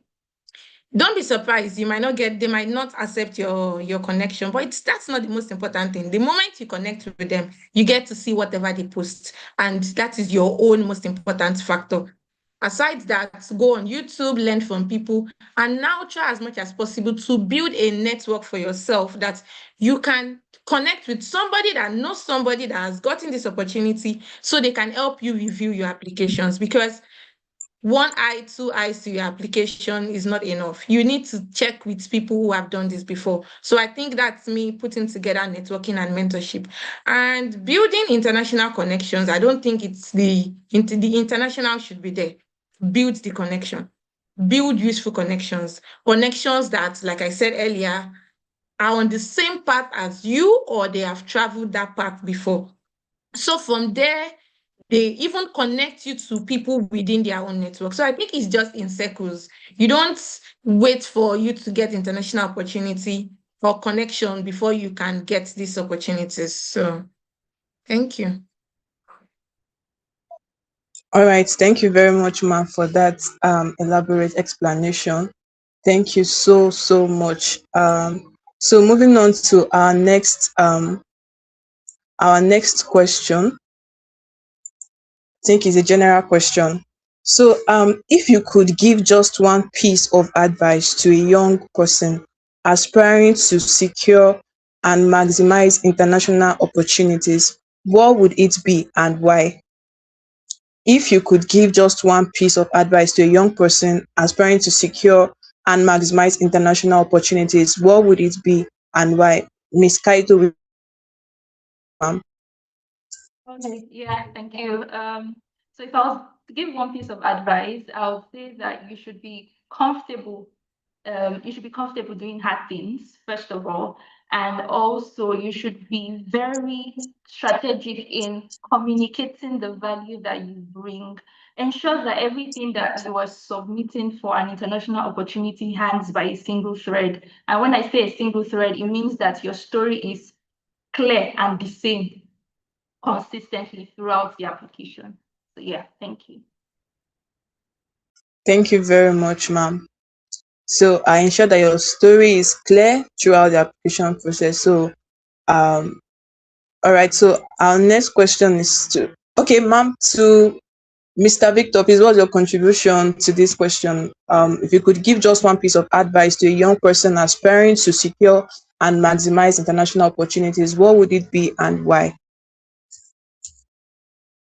All right, thank you. I think now I can show my face. If I'm to give an advice, I would just say a statement. Be global in your output before you being global in person. Speaking from the technical part of this, you need to have a skill, a technical skill, a soft skill, whatever it is. You have to be global first in what you deliver as a person before looking at being global. I mean, in your output before looking at being global in person, because those guys you have out there, they need something you can offer. And if you were to be the one who is an employer, you obviously will not just employ anybody to pay salary in dollars or in pounds or in euro. So you have to, as a person listening to me now, you have to be global in your output, that is in your delivery, before being global in person. Trust me, you will fly. Thank you. Thank you. Thank you very much, sir. Thank you very much for that contribution. So you have to be global in your thoughts, in your actions, and well, your mindset as well. So you have to be global. Miss Mr. Are you there? Please, what's your contribution to this Yes. question, Okay. ma'am? So after writing a story with a single thread and getting the technical excellence, I think I would just say start now. Just apply. That application might look so big. Just put it in. And with those two, with what the two panelists have said, if you put them together and apply now, I believe the sky is the starting point. All right. All right, ma'am. Thank you very much, ma'am. Thank you very much. So you should just apply. You should start now. You don't have to like procrastinate. You don't have to like wait till I don't know. So start getting ready, start preparing, start getting your SOPs, your certificates, your start volunteering, start going for mentorship session. So thank you very much, ma'am. Thank you very much, Mr. Victor, as well, Ms. Kaito, for that wonderful contribution and explanation. So moving on to our next question. Many students and fresh graduates feel that they don't have enough experience or a strong CV to compete in the global space. How can they position themselves for international opportunities? Maybe for students that some students now, they don't really participate in volunteering activities in school, they don't really do much, and they feel okay, probably they are feeling like they cannot compete in the global space. How can they position themselves better for international opportunities? Ms. Kaito, are you there, ma'am? Yes, I am. And I'll say that if you feel like you don't have experience and a strong CV, the best thing is to get those two. But yeah, I mean, like, first of all, getting into communities, like I said, that kind of expand on your skills. And so that puts you in a position where you're able to translate some of the values you have into original settings. And so when you're putting together like an application or you're putting together your CV, you already have something to say. Aside from that, I'll also say that you should look out for opportunities like in LinkedIn. So for instance, when I did the whole Switch Energy competition, it was like an avenue to expand my mind into the broader system of the energy value chain, and also to interact with global teams, so outside of Nigeria, people that were doing amazing things within the energy industry, and that even like translated into an internship. And so that gave me an opportunity to not just build from my own cubicle, but also like expand the skills that I have even on an international front. So I would say get into those spaces where some of these discussions are being had, and also put your leg forward. Like nobody hands you an opportunity when you're sitting down. Stand up and like move, like go on LinkedIn, search out opportunities, chat up people that you see that are doing amazing things, and reach out to them, ask them see, as big or as small as I am, I still have my spreadsheet of opportunities that probably I've seen people apply for, and I feel like this is something that would interest me. I put it on my tracker so that maybe next year I'm looking out for it and I'm applying again, that kind of thing. Have a system that structures your applications that, I don't know, gives you motivation to do big things. I want to do big things in life. And so that's enough motivation for me to get all the necessary experience I need. So if you feel like you don't have experience or you don't have a strong CV, the thing to do is to stand up and, work, do what other people are doing. Yeah. All right. Thank you very much, ma'am. Thank you very much. So as they say, opportunities will not come and meet you in your room. Opportunities will not come and meet you in your room that you're sitting down. Ask questions, seek mentors, go on LinkedIn, look for people that actually they are beneficiaries of those opportunities, ask them questions. So thank you very much, ma'am, for that wonderful contribution. Moving on, I'm going to be handing over to my webinar moderator team lead, Ms. Aishat, to take over from here. Ms. Aishat, are you on the call? Yes, I am. Thank you very much, Daniela. All right. That was excellent. So, good evening to everyone once again. So, thankfully, the conversation will be going on. So, I'm moving on to the next question. The next slide, please. So, I'll be starting with Mr. Victor. So, in just 1 minute, please kindly put us through. Are there specific skills, technical or soft skills, that consistently increase chances of securing international opportunities? Mr. Victor. Okay, straight to your question. 1 minute. Okay, are there specific skills, technical or soft skill? Yes, there are many. There are many tailored to your own area of specialization. Tailored to your own area of specialization. Okay, now we know the world is going digital. We have AI, artificial intelligence, data analysis, etc., etc. I can't mention them all here. And you know you're targeting a particular market. Let me use the word market. You go online, search for these things. They are all out there. Like what the first speaker said, Mr. and Dr. Fatai, be intentional. I can't pour out myself here right now, but I can only say that be intentional. Technical skills, we have a whole lot of technical skills. Find one, tailor it to your own area of specialization, build on it, be a veteran, then go out there. I believe I've been able to answer that question. Thank you. 1 minute. Thank you very much. All right, that was so excellent. You really answered it well. So just like you said, Mr. Victor tried to refer us back to what Dr. Fatai said earlier, be intentional, try to find the specific skills, tailor it to your interest, and you see yourself shining out today. Okay, to the next question. I'll be directing this to Miss Tora. Okay, some young professionals don't even know what they want yet. How can they choose the right international opportunities without feeling lost? In just 1 minute, Ma, we'll be glad to hear your response on this. Okay, I'll say let's leave the opportunities first. The first task is to find yourself. Because without finding yourself, then you don't even know the opportunities you fit into. Because you will keep applying for everything and you would get demoralized that you're getting the rejections. So the first thing is, okay, so let me go to an IBM course I recently did. I didn't do the course because I have not found myself, but I did it to further find myself because you need to always go back to your table, check what you've done before, where you're going and where you want to be. So practically what this course did was you would highlight the skills you believe you have, write them down, because a lot of us study courses, now they'll tell you JAMB gave it to me. And you go to the university and you study, and at the end of the day, they don't even know why they studied that course. So imagine you're wasting 4 good years of your life doing something you don't even have a trajectory for. So when you write out those things you love to do, either as hobby or anything, then you put it in AI and tell it to suggest job opportunities or just things you can do with those skills. Now you need to do the assignment yourself. Though you can still tell AI to do this, but I will tell you to do it yourself. Now go pick those skills and look at the ones you feel you can actually thrive in. Start making research. What are the things you need to do to be better, to put yourself out there? Now go on LinkedIn, look out for people who are on this same line. Look at what they've done, maybe the courses they've done. So when you do this, you first start with your own self, finding what you want. Then you look out for people who have done this. So when you marry all of these things together, it's easy for you to now identify, okay, yes, this is what I want to do. And like I said, don't stick to just one thing.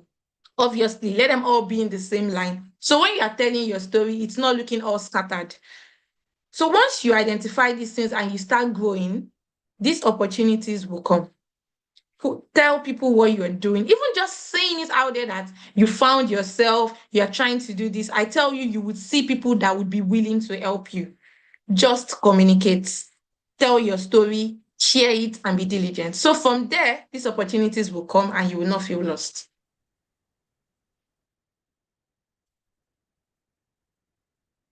All right, thank you very much, Miss Mistura. So that was so powerful, and you really answered the questions very excellently. So, without wasting much of our time, so moving to the next panelist, Ma'am Kaito, because she have to leave the call quite early due to other engagements. So we're taking our next question. Dami, please to the next slide. So I'm moving over now to Miss Kaito. How important is storytelling in applications, and how can applicants effectively tell their story to stand out in a global poll? Ms. Kaito. Okay, yes.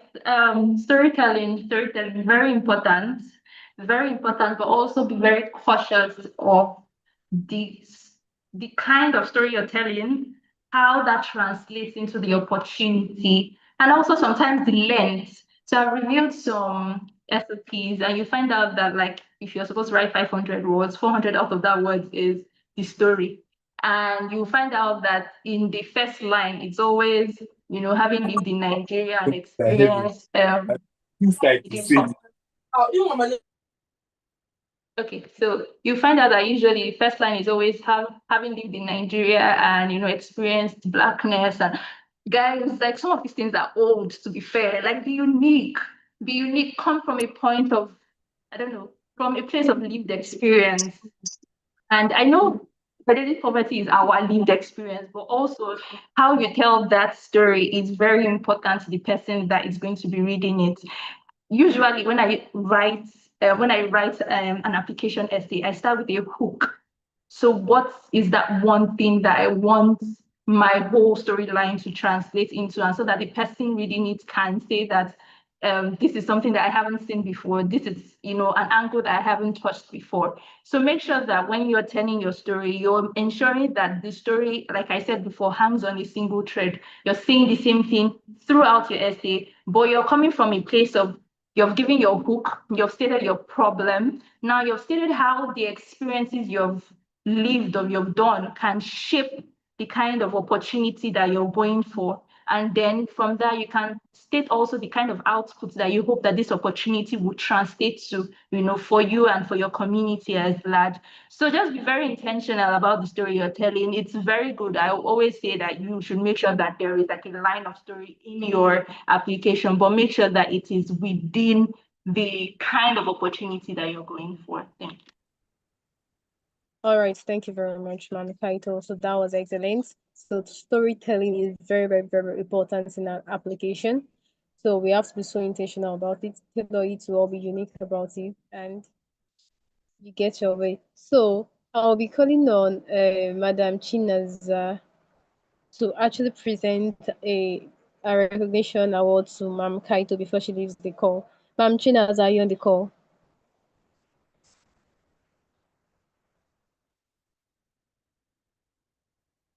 Oh, Madam Chinaza, are you there, ma?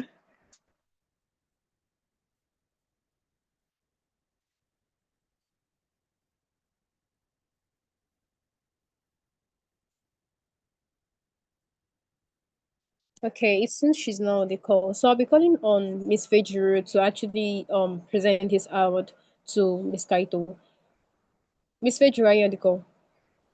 Yes, I'm here. Good evening once again, and thank you, Kaito. Kaito has to leave for another session by 7. Sorry for a little bit dragging your schedule. So thank you very much for joining our session this year. We personally wrote to you because your experience is quite unique, interesting, and also motivating to most of us here on this call. And being the global KK, we needed to hear from the global personnel ourselves, and we have achieved that today.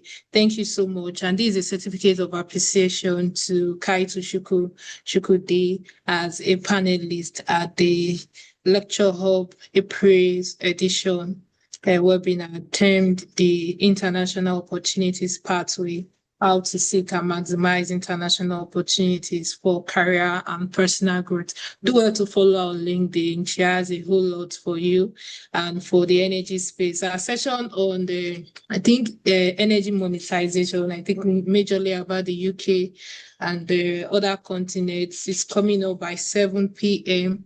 So do well to wrap on time so we can also join her on that call. Thank you very much, Kaito, and thank you so much.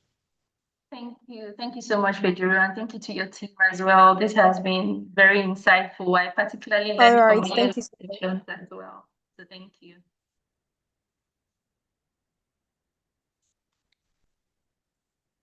Okay, thank you very much, ma'am. So we have to continue with our roundtable discussion. Sorry, can we take a photo before she leaves? Okay, Sorry, I all just right. remembered. Okay. So please let's turn on our camera, please. Let's take a photograph. Dami, you can stop sharing. I think just 2 questions left for the other panelists. You can stop sharing, so I take the screenshot from my end.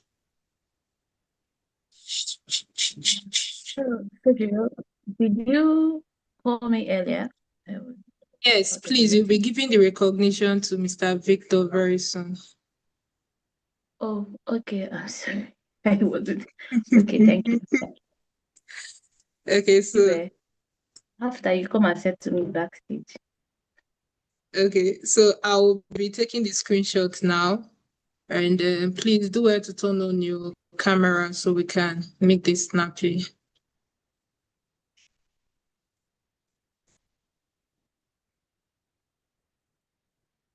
Okay. And the last one. Okay. Thank you very much, and over to you. All right, thank you very much, ma'am.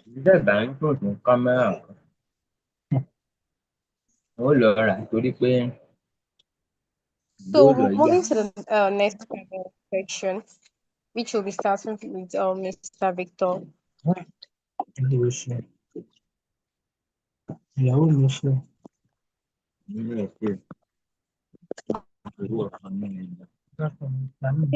bring the slide on, please? Okay, so over to you, Mr. Victor. Are there unspoken advantages some applicants have that others may not be aware of? And how can someone without those advantages still compete? Mr. Victor, are you there, sir? Yes, I'm here. Okay, straight to the question. Are there unspoken advantages some applicants have that others may not be aware of? And how can Yes, someone and how without those can someone with those advantages still compete? I will start by saying that I didn't come from a background at all. For most of you guys, you might have a background. Maybe your father was a primary school teacher, your mom was a market seller. Like, I didn't have any background. So speaking of advantages, if we were to say that we have advantages, then I would have been part of the disadvantaged group. So if I'm to answer this question, I would say there are no unspoken advantage anywhere. I know of a guy in Enugu State who is currently in Kentucky in the US, United States. No advantage anywhere. The advantages are all equal. And you are even more advantageous being here because I never had this opportunity of having someone speak with me, being on a meeting of such. So, are there unspoken advantage? No, to be sincere. But you here, hearing this from us, you are advantaged because you know now to pay more focus on your skills, set up a very good LinkedIn account, be intentional about what you do from now on. So I would say you are advantaged right now. But if there are unspoken advantage out there, no. There isn't. There isn't. Just do what you have to do from all you've learned today. And trust me, the sky is just a starting point. Thank you. All right, thank you, sir. I believe we should be giving ourselves a round of applause by now for us to have the chance to be here today, to hear from our great panelists, giving us these opportunities and the tips to actually excel internationally. So thank you very much, Miss Sura. Okay. Should I go ahead with the question?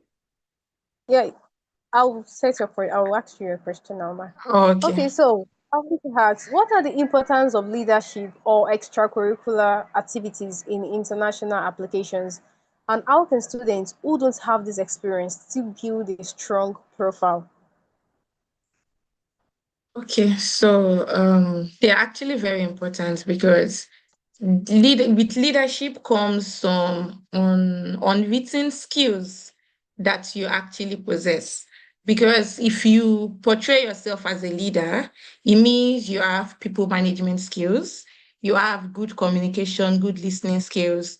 You indirectly have project management skill, maybe without the certificates, but they know that you can plan and get things done. So, and these things are the qualities that would make you excel, not just in the workplace, but everywhere you find yourself. So the moment you identify as someone who has those skills, then you are one step ahead of someone that does not have it. So now you said for students, thankfully you said students. So since they are still students, it is an opportunity for them to still gain those skills within school. There are lots of professional bodies that are even looking for student chapters. Some have student chapters. It's just that sometimes we go to school and we are fixated on, yes, I just want to get the 5.0, I want to get the certificate and get out. But with that certificate like gives you the ability to apply for applications. But after applying, what else can you do? So you need to, even if you don't have student chapters, maybe there are some courses where they don't have professional bodies or the likes, go on LinkedIn, there are opportunities to volunteer. And please, as someone that manage a lot of volunteers, I want to say this on behalf of people that have organizations that recruit volunteers. Don't just apply because you want to have it on your CV that you're a volunteer. Apply because you want to make impact. Apply because you want this thing to be useful for you. Because sincerely, when you really apply and make impact, when telling your story, you won't have to doctor anything. It will come seamless. It will be a selfless tale. So please, try as much as there are lots of applications. Go on Instagram. I don't want to just limit myself to LinkedIn. You will see people asking. There's even one I saw recently. Is it Rekit Benkis? I'm like, there are applications. Firstly, know how to sell your story. A lot of them don't even mind if you don't have experience, but just have something you're passionate about. Maybe you've been handling your own social media account yourself and you've been able to get followers. Yeah, you can volunteer at something like that. Just be keen on impact and don't just go to any organization because you just want to get this volunteering opportunity. Go for something that aligns with your goals. There are as much as there are lots of opportunities, you need to be selective. Pick what will give you what you need for your future. So I think more like that. So I think that's the most important thing. All right, thank you very, very much, Ma. That was excellent. As you said, we should try and take on leadership roles and volunteer roles, and not just anyhow volunteer roles, the one that are actually valuable to us, ones we can easily tell the stories and it aligns with us. Thank you very, very much, Ma. So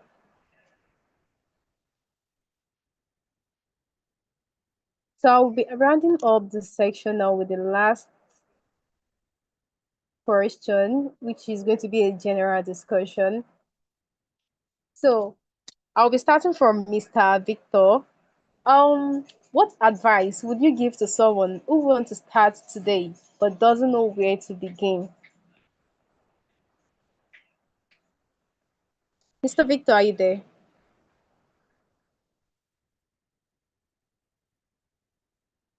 One who wants to start today but doesn't know where to begin. You don't know where to begin. Start from where you are. Start from that place you are. Start by being intentional about your life. Guys, if this is going to be my last question, let me see this opportunity to please talk to you as your brother. Start from that place you are and be intentional. Guys, be intentional. Be intentional. Like I was at work some days ago and was making some calculations. Imagine the hundreds of thousands of people that leaves school in a year. You just imagine. So you just have to be intentional about your life. Well, you can choose not to be, but for the fact that you're here, yes, you're intentional. And in your journey of life, you're going to find people who are going to talk you down. It's not possible. How can you get a job in an IOC? What experience do you have? What this, what this, what this? I wasn't having an experience really like that, like the kind of experience for joining Slum BJ. And from there, I was being diligent, and I was just somewhere offshore working, and a call came in. You have to report to Ghana. I was posted to Ghana. Just like that. From Accra, I moved to Takoradi. And from there, I returned back. I had my visa done. I was posted to the United States. I was in the United States, came back, and I left the company and I joined Nigeria LNG. Here we are today. So you have to be intentional. So if I have any advice for anyone, a younger professional coming up, please be intentional about your growth. Get a note. Be intentional. That's it. Be intentional. Look for people who you can look up to. Then I looked up to Great. He's an NESR in Saudi. I was looking up to Femi. He's an Nupen chairman in Orphan, Total E&P. So these were guys I was looking up to. Like, if these guys could do it, yes, I can do it. If these guys can become it, yes, I can be more. I think you get that. So if I'm to advise, be intentional about your growth. Be intentional about it. You cannot do this, I tell you, and it goes bad for you. No, it's not possible. I was okay. There was a time I kept at doing something and I was consistent at it for about 6-7 months. I got about 7 jobs once. I picked one. I resigned after 3 months. I resumed at Slum BJ. So I got into Slum BJ and IOC with a safety experience. Like, so you have to be intentional about doing things, intentional about short courses. Don't just do everything because people are doing it. Tailor yourself to one thing. I focus on pumps and valves, mechanical engineer, right? I focus on pumps and valves. I kept at it SP, like I can't start mentioning here. Just I kept at it, and we are where we are today by the grace of God. Let's not make it religious. Thank you.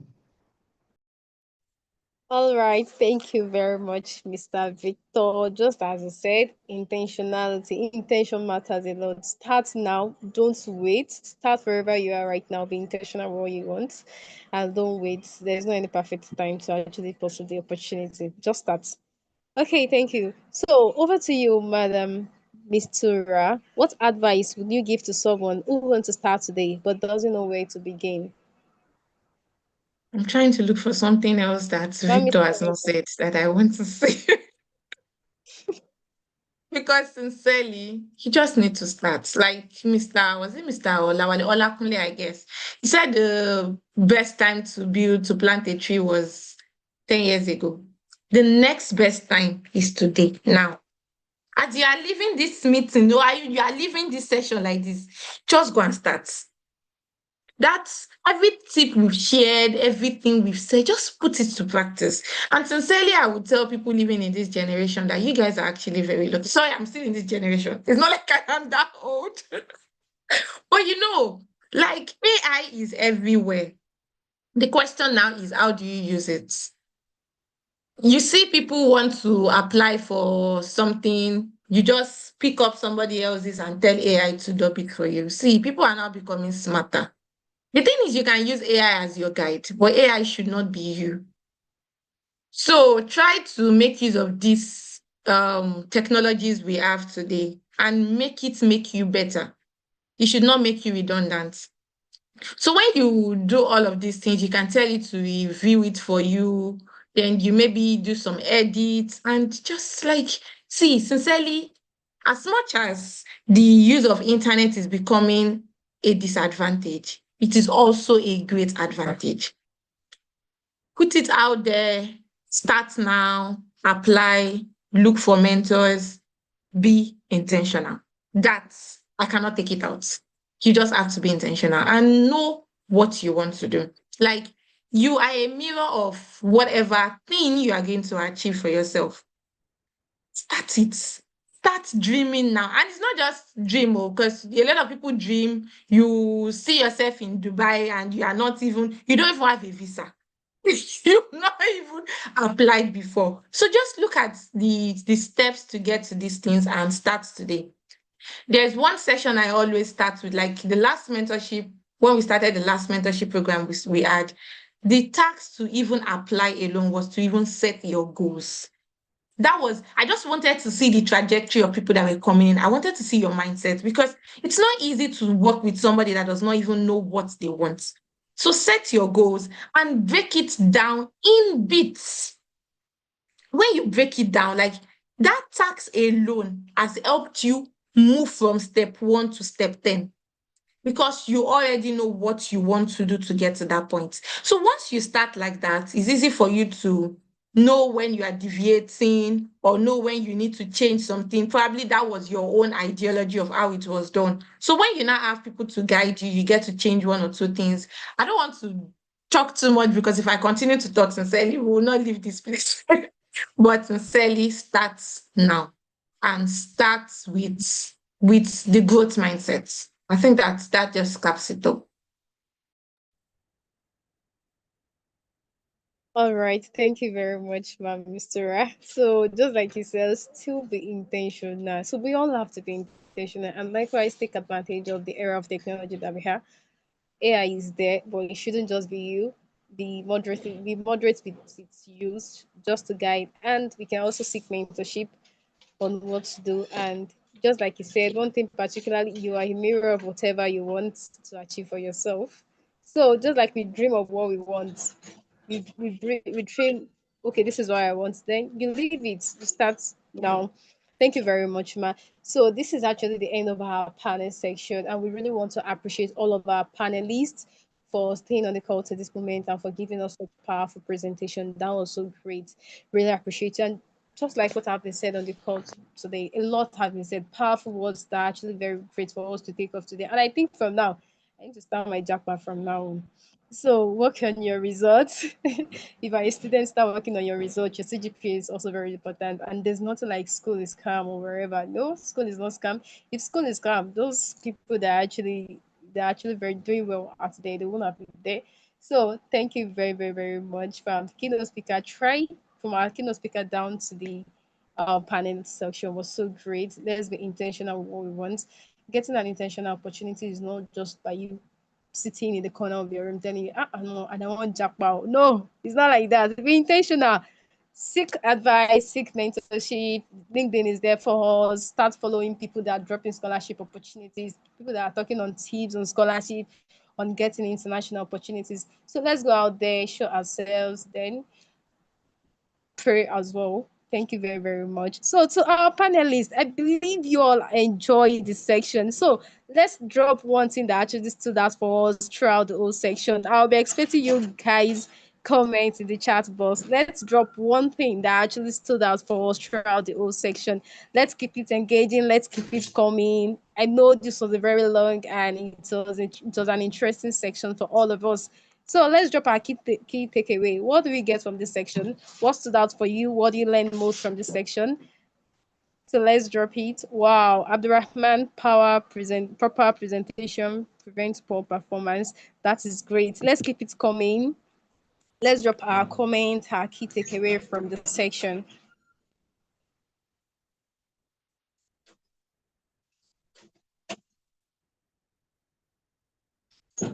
Okay, so we have a comment from lecture. Get a passport before you dream. Exactly. Thank you very much. So let's keep our comments rolling. Let's keep it coming. Thank you. Thank you. Thank you, guys. We really appreciate you all. Thank you so much. Thank you. Thank you, Ma'am Mr. So from Juliet, she said to start now. That is great. Now is the period to start, not tomorrow, not next tomorrow. This is the current time to start. School not be scam. Oh, exactly. From George. School not be scam. School is not scam actually at all. Thank you very much, guys. Really appreciate you. So I'll be calling on Madam Chinaza to kindly present the recognition awards to our great panelists. They've really done a great job, and it is right for us to appreciate them. Thank you so much, Mr. Victor, Miss Mistura, for taking our time to answer our call and coming here to give us that great performance. Thank you, ma. Over to you, Madam Chinaza. Are you still on the call, ma? Yes, I am here. Can you hear me, Aishat? Hello, Okay, you can Aishat. have the floor. Yeah, good evening, Okay. ma'am. Thank you so much, Aisha. Thank you for the outstanding moderation of the session. And on that note, I really want to, on behalf of Lecture Hub, to deeply appreciate our panelist, Victor Awe. Thank you for sharing such insightful tips, life-changing and practical, and serving as a panelist at the Lecture Hub's April edition webinar that is themed International Opportunities Pathways, How to Seek and Maximize International Opportunities for Career and Personal Growth, which was held today, April 26th, 2026. And on behalf of Lecture Hub, I am honored to present this certificate of appreciation to you. Thank you so much for creating impact today in the life of all the attendees. Thank you. Thank you very much. It's a pleasure. Thank you. You're welcome. Aishat, okay. Do I also have to give to? Okay. All right. Okay, all So, right. I think.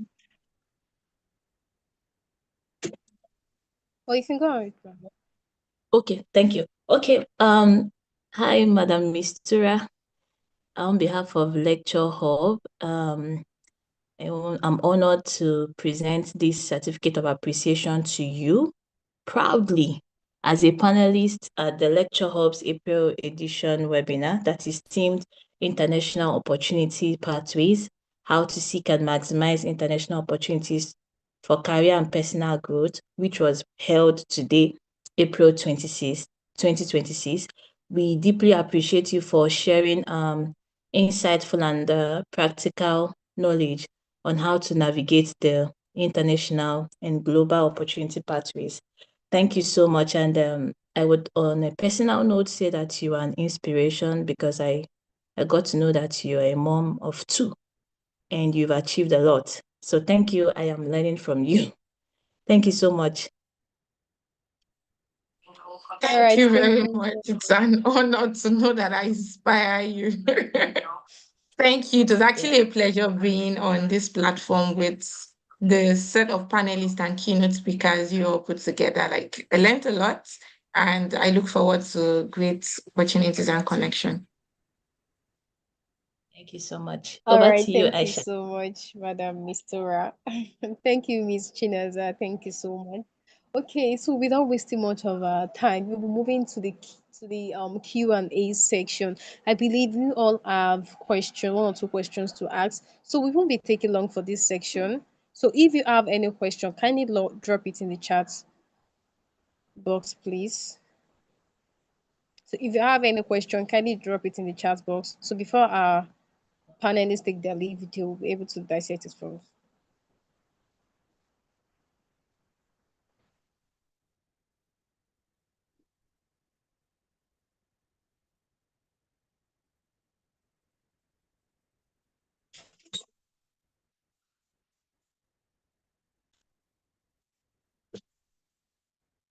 Okay, we don't have any question for our participants, but we can always drop any question we want to on our Lecture Hub group chat. So we'll direct it to our speakers.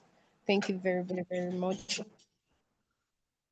So I'll be calling on Ms. Fejiro to give us the closing remark. Okay, I think someone drops a question. Okay, Chinaza. Okay, please, I need clarification on US visa for the conferences of study. It's confusing now. Okay, I'll be directing this to Mr. Victor. Mr. Victor, are you there, sir? Yes, I'm here. So let's just go Okay. straight to the question. You need clarification on the US visa for conferences. Now, one, for conferences. If you're to go for conference, that you just go for the conference and coming back. So apply for your visa, and that should be for B1, B2 visa, right? Yeah, that's for B1, B2 visa.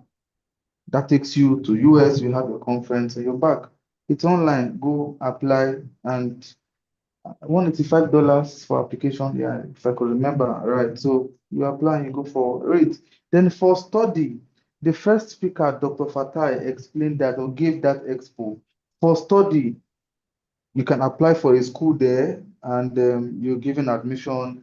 You're given admission, you apply for your visa. That should be B1, B2 as well, because H1, H2 is for work, H1B is for what I want to explain next, right? So you apply for a school in the US, you get your admission letter just the way you know it, apply and you're there. Then, if you were to go through the route Dr. Fatai explained, you're a graduate BSc with a very good grade, obviously, because I don't see any reason you should go to school if you don't graduate well. You have to go back and do it again, if you would ask me. You apply to a professor in US that you have a value to give.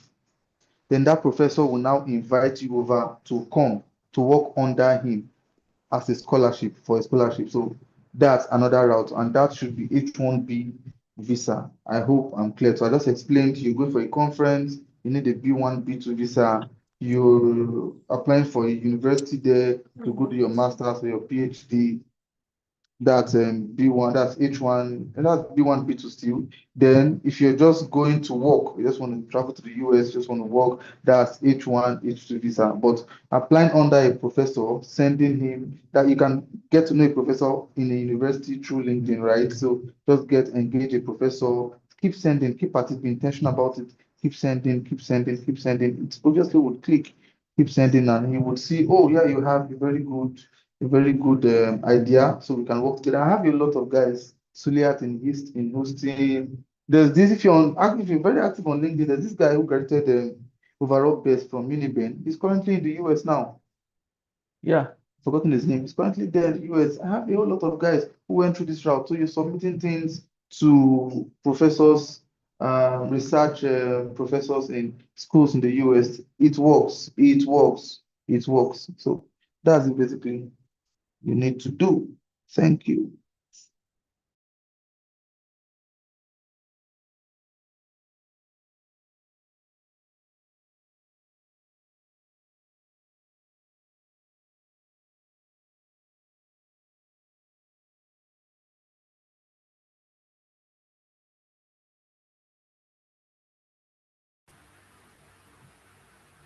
Aisha, are you there?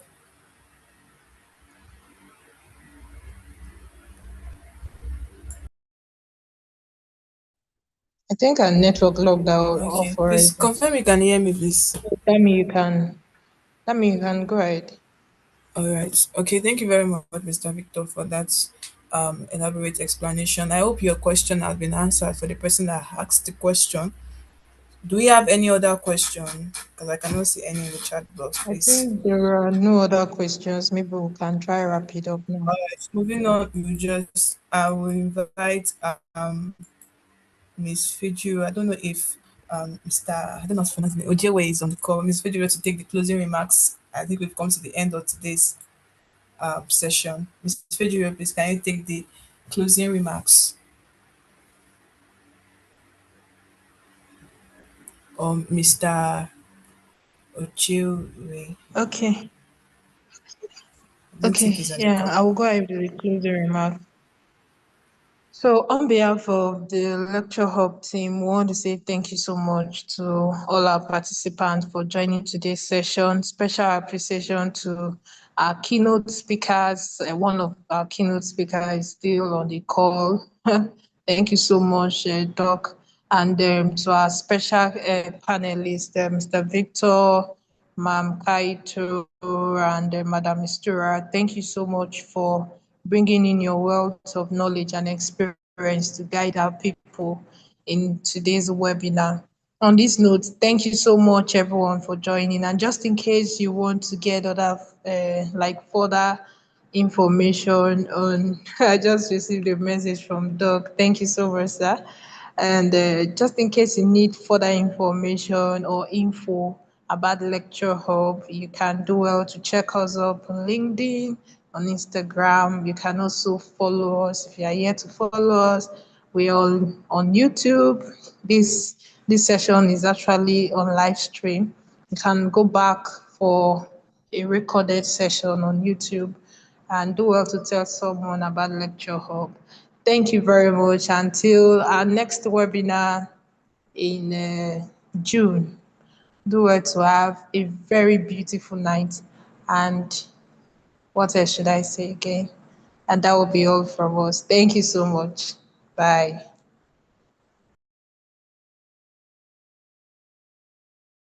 Bye. Thank